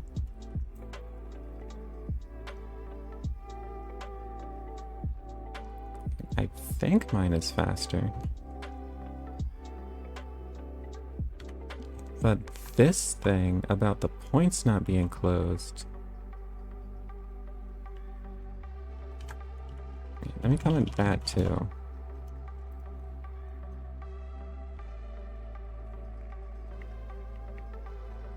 Now it actually seems like the runtimes might be about the same.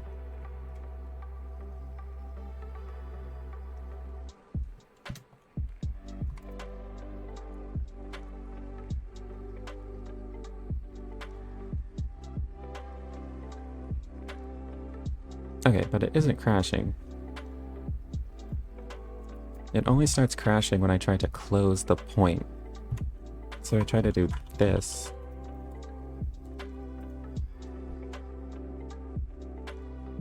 Actually, I think even that won't crash because there's only one. Oh, nope, still did. And if I comment that, I bet it won't.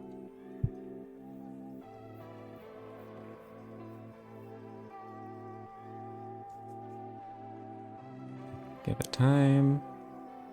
Yeah, and then it doesn't. Okay. Interpolate object 1, object 2. And that actually makes sense because it's trying to interpolate between the two sets of points, and one of them has the extra curve added. The one thing I wonder is,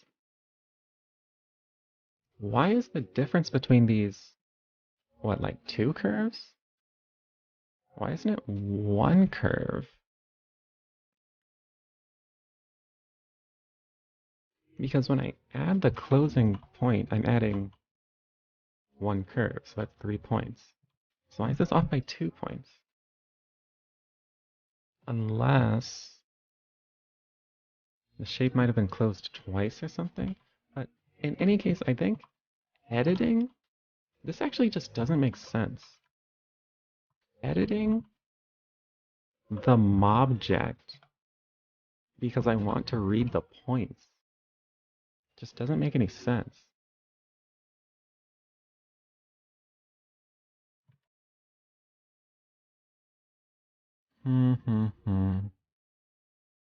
Here, get points. Let's take that out. Wait, not.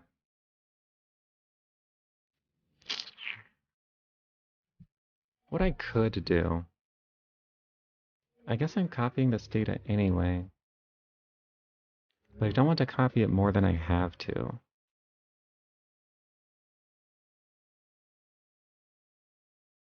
I think what I have to do is like copy the points, add the closing line, and then return the points of the copied object. But that's kind of a lot. Let me see.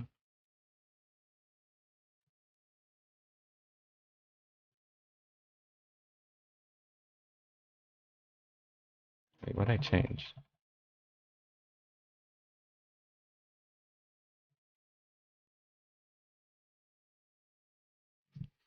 Well, the new text writing algorithm will be animated the same way with write. Yeah. That's what I was showing before. This is the... So this is the... well, I broke it, I guess.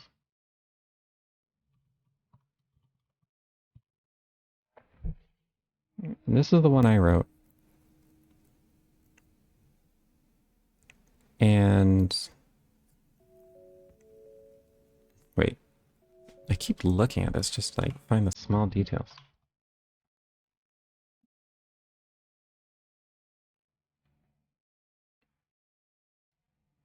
And there are points in this animation where it's highlighting, it's coloring the outside of the curve. But I saw before, and I don't feel like doing the code change right now, that the current text writing algorithm, at least for OpenGL, will also color outside the curve sometimes. But this isn't write. This is create. In the write animation, oh, this is write. But the algorithm doesn't take opacity into account, so it always highlights. But when you use the write algorithm normally, and I'll be able to do this, the shape isn't filled in until after the outline is drawn. And so you wouldn't see any of the weirdness where it's like highlighting outside the curve for a little while.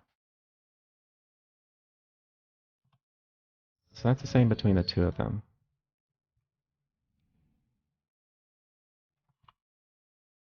What was I doing? Add line 2.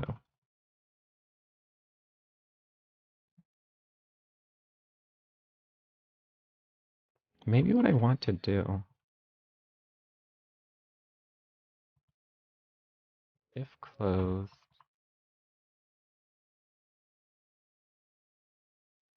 honestly, maybe it's not even this. Won't I just want to add to the indices? Add like closing indices in the shader?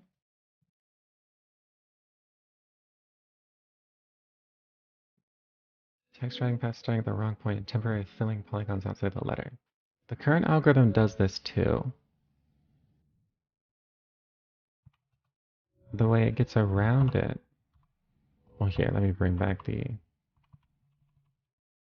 current way of doing it. Hey, Speak Games, what's going on? Okay, so here's the render object function. OpenGL vectorized object. Shader wrapper list. Here, if I bring back this, bring back this. Okay, so this should be the current.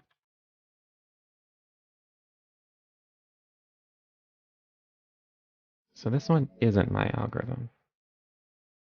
And so it still does that. It does sometimes do that weird thing. Taken over the world yet, not quite. I'm not sure what you mean by treating it like a graph. But even with the original algorithm, there are parts like here where it's outlining the outside of the curve. Weirdly though, and this is not something I plan on reproducing, at the top, here it's highlighting the outside, but here it's going around the bottom. And that's some weird, inconsistent stuff that I don't want to work out how that happens. It's being held back by Cairo a lot. We need to get rid of Cairo. Okay. Take that out again.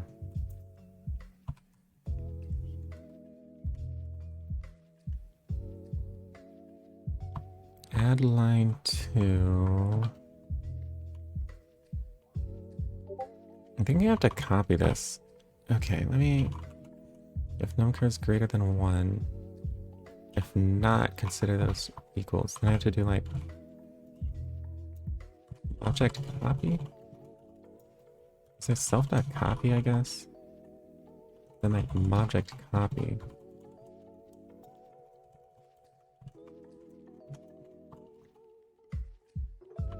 And I'll just pass all these arguments. And then return this one's points. Otherwise, return the original one's points. I don't even know if I need to do this. And then you bring this back. So another thing I've done is taken each point of a shape and then treated the individual points as nodes on a graph network, and then using traveling salesman problem to draw Bézier curves between each node and point, node slash point, after finding the best path.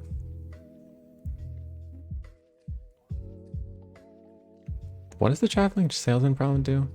This is like the shortest path going in a loop. Because I think that's not what we want.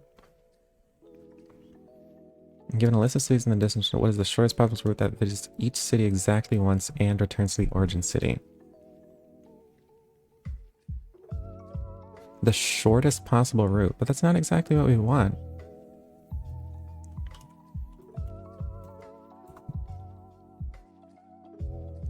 KES paint. This wasn't always called that. But if you have an S shape,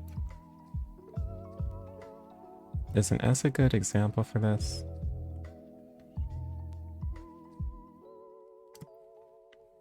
The path you want to take is the path like in this orientation. Like around here. But that may not be the shortest path. The shortest path might be, I don't know, it might be faster to like cross over here and do something.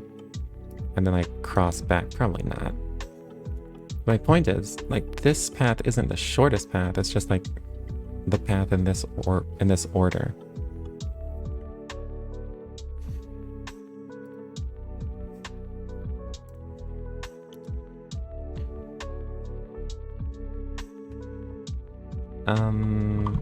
Some are gonna get points, some... Okay, what I could do here... Render list of VAO. I'm going to... this. What I could do is... If the object needs to be closed, and I knew the endpoints, then I could add closing indices to the index array.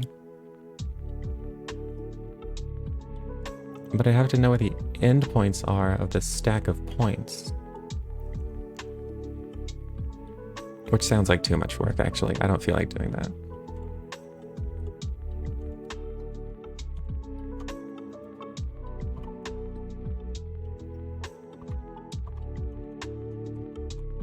I think this is fine.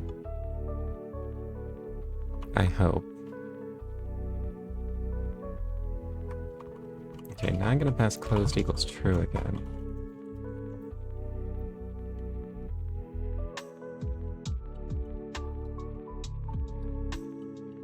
Is it slower now? I actually don't think it... Well, it doesn't crash now.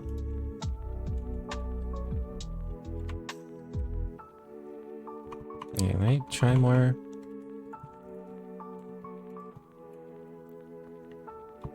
Let's scale that. I think 7 is too big.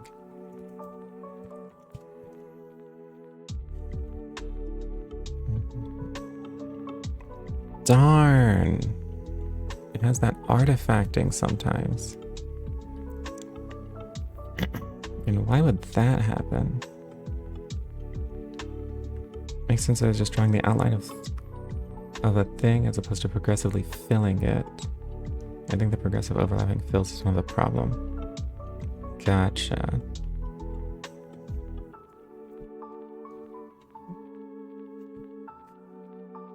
So the O, the E.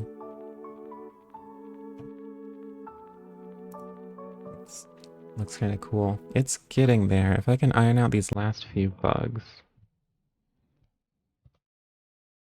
For example, this O. I'd already rendered an O before that didn't have this problem. I think that this is occurring because the start and end points aren't exactly equal.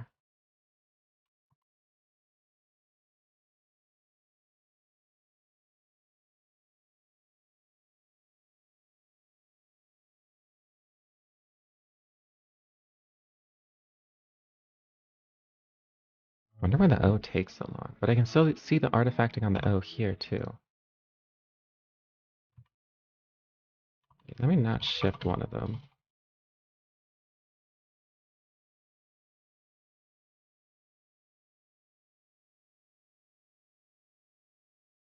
Yeah, this happens even if I don't shift.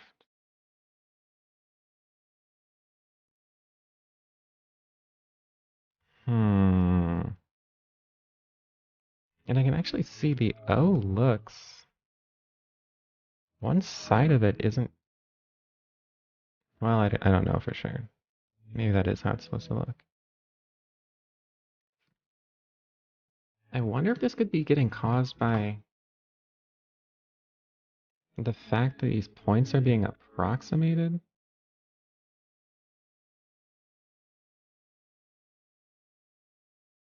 It's difficult to know for sure. Let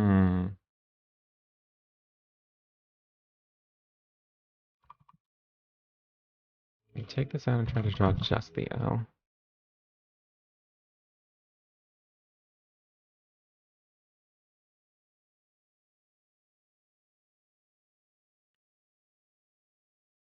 It's occurring in between a switch. In between a switch from the outer curve and the inner curve of the O. That's when the artifact occurs. So this might be a problem which is exclusive to shapes with holes in them.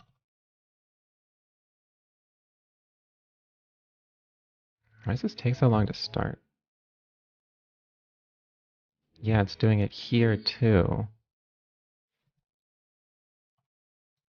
If I do an A,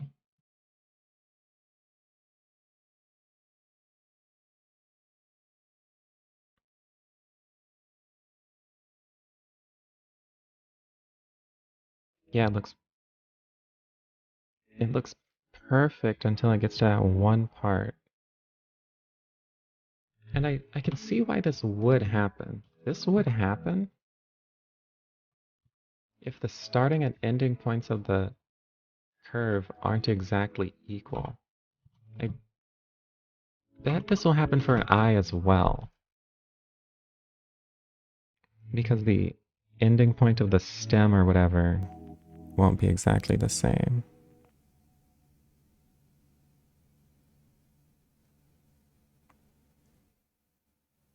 I wonder why it goes over here.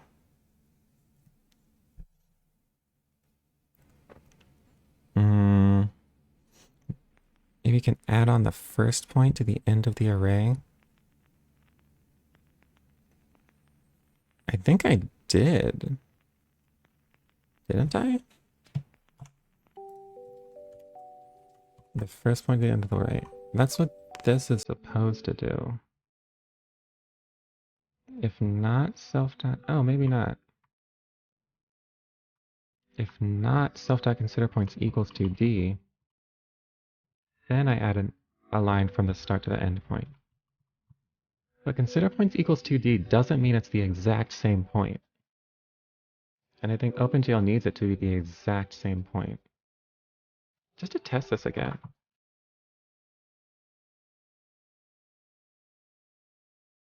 If, what other letters don't have holes in them? So my prediction is this one won't have artifacting.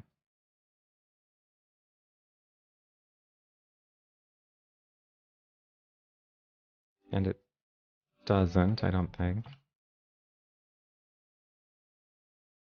I just want to verify that there's something with holes. Also, it should go faster.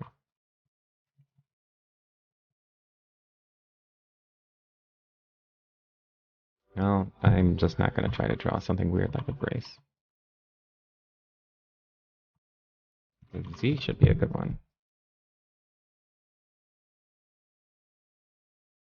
Okay, even with all those sharp curves, it just doesn't have any artifacting. So I think what needs to happen is even if I don't consider these points 2D, I still have to do something. Maybe the else here?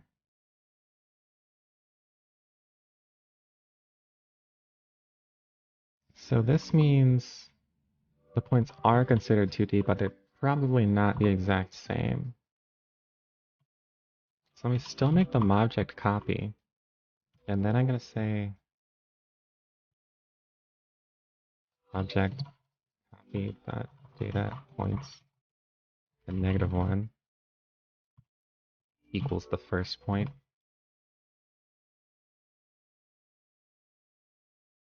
Just make them the exact same data. Let's see if that helps.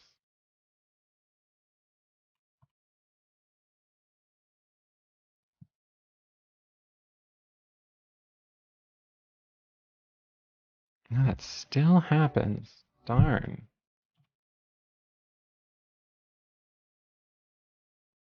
Hmm.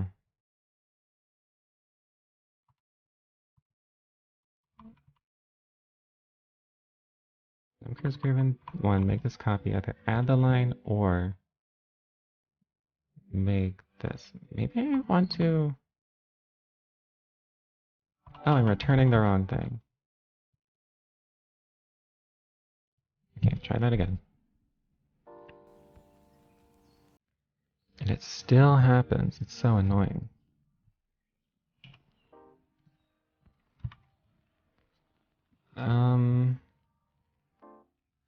Actually, this never made sense. This solution never made any sense. Because this isn't the starting and ending point.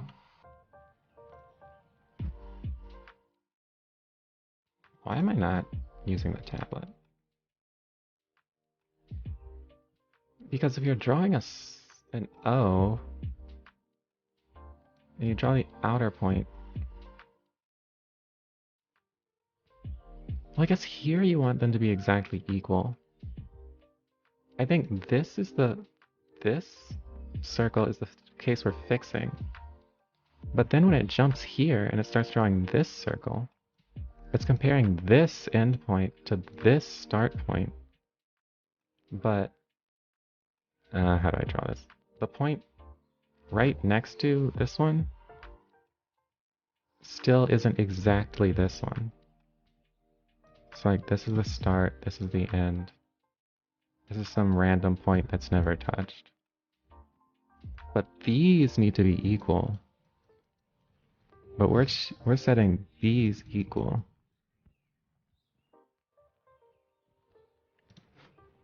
So how can I fix that?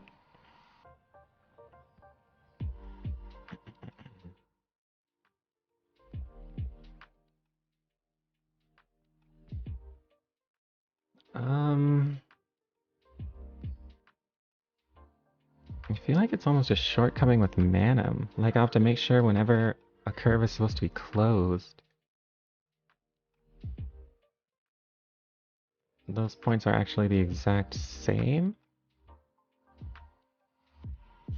Which Manim might do.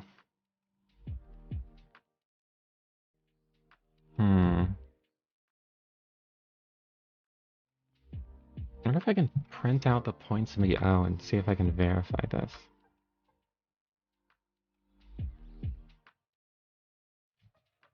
I'm gonna try printing out the points in the O.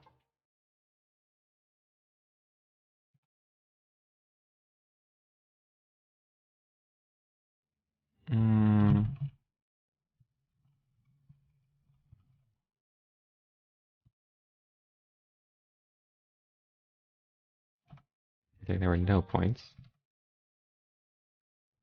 that time. Oh, it's text like at 0 at 0. Okay, so those are the points.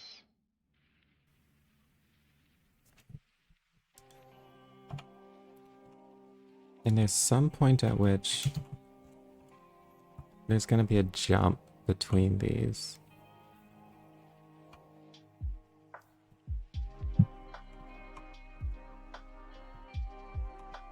Okay, I'm going to try to find some information about these points.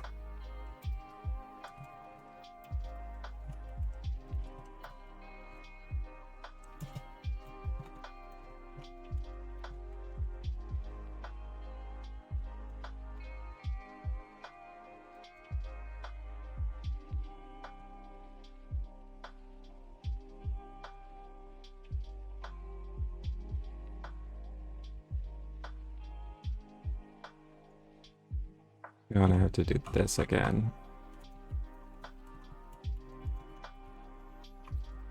I wish I didn't have to do this, but without having these small inconsistencies, it's going to be really difficult to make Manim render precisely. I think I want to iterate through this and just print points.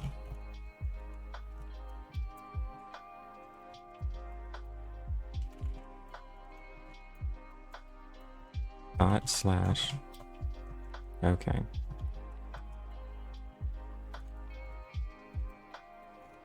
And this is O points.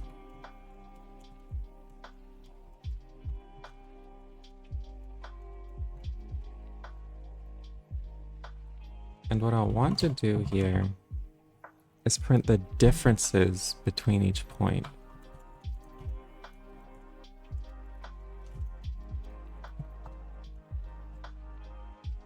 So points from 1 onward. And then, actually let me just go up to -1. Now I want to put a point at I. O points at I. Actually, I can just, this will just be I.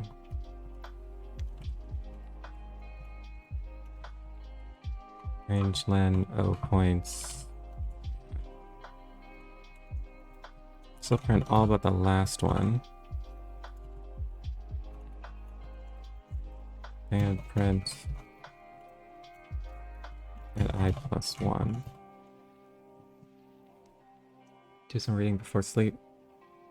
Alright, sounds good. I will see you later.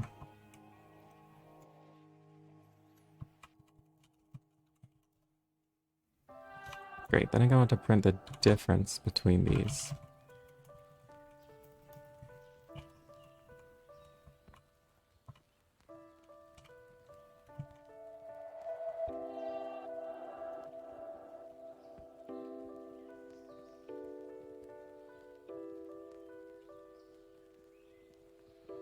Norm this minus this. List and list. Oh, these would be numpy arrays. I'll say start. Actually, can't I just make this a numpy array?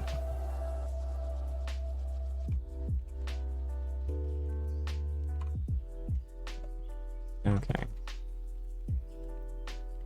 Okay. Now, for one of these, there's going to be a pretty big jump between the inner point and the outer point. Maybe it's this one, 0.2? But for the most part... Oh no, only between the end point of a curve and the start point of a curve. Those should be around 0. So I want to take these points, divide them in 3s, and then check the end points and the start points. Man, that's annoying.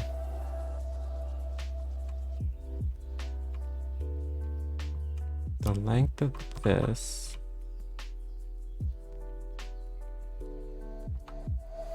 Actually, I wonder if I can do... from 0 to this length, going by 3? I'll try to just print I.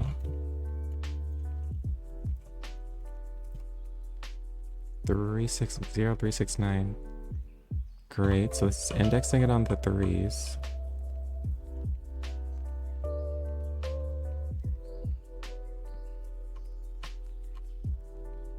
And now I can just print all of these. Then I want to take the point indexed at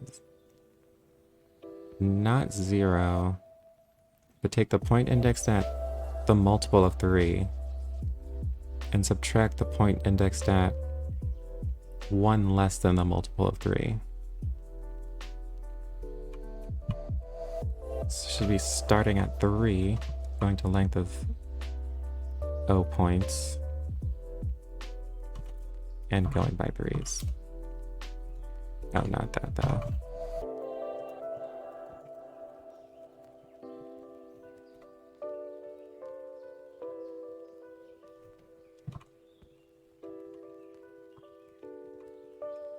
And then I can compare the points at I and I minus 1.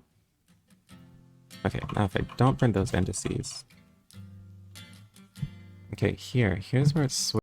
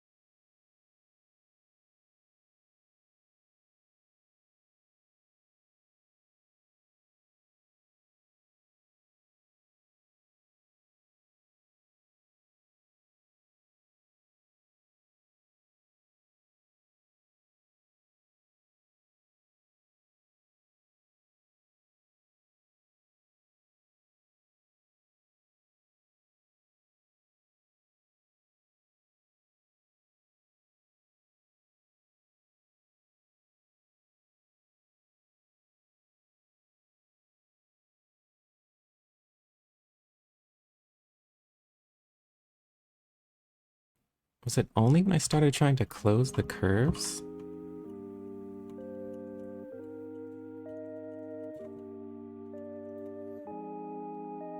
It is.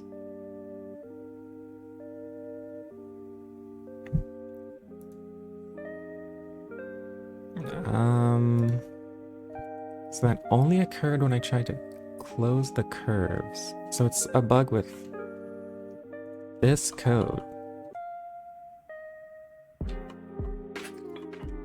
Okay, let me try this. I'll just comment out the else. And I do get the problem. If I comment out the if,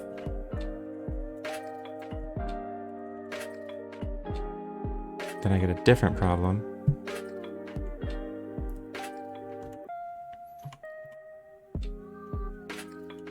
But it happened when I commented out the if. So I need the if no matter what. And there's a problem with the else block. This is when the points are close enough to be considered equal.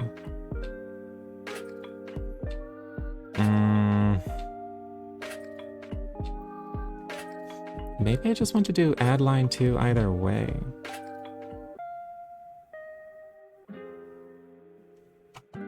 Like this. And it still happens, man.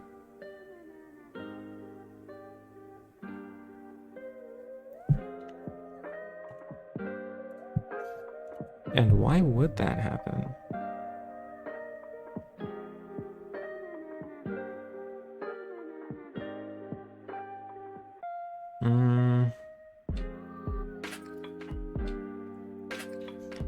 Yeah, I don't know. I'm probably gonna have to think about this more on my own. I wish I could scrub through the animation.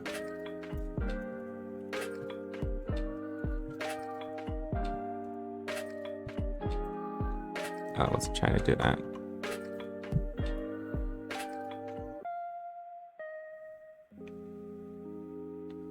But the problem occurs when it switches from the outside to the inside.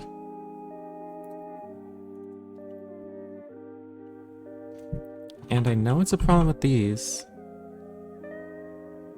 Meaning the points were considered equals. My theory?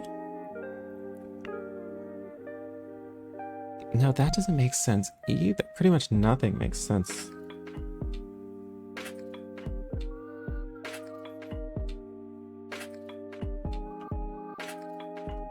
Yeah, okay.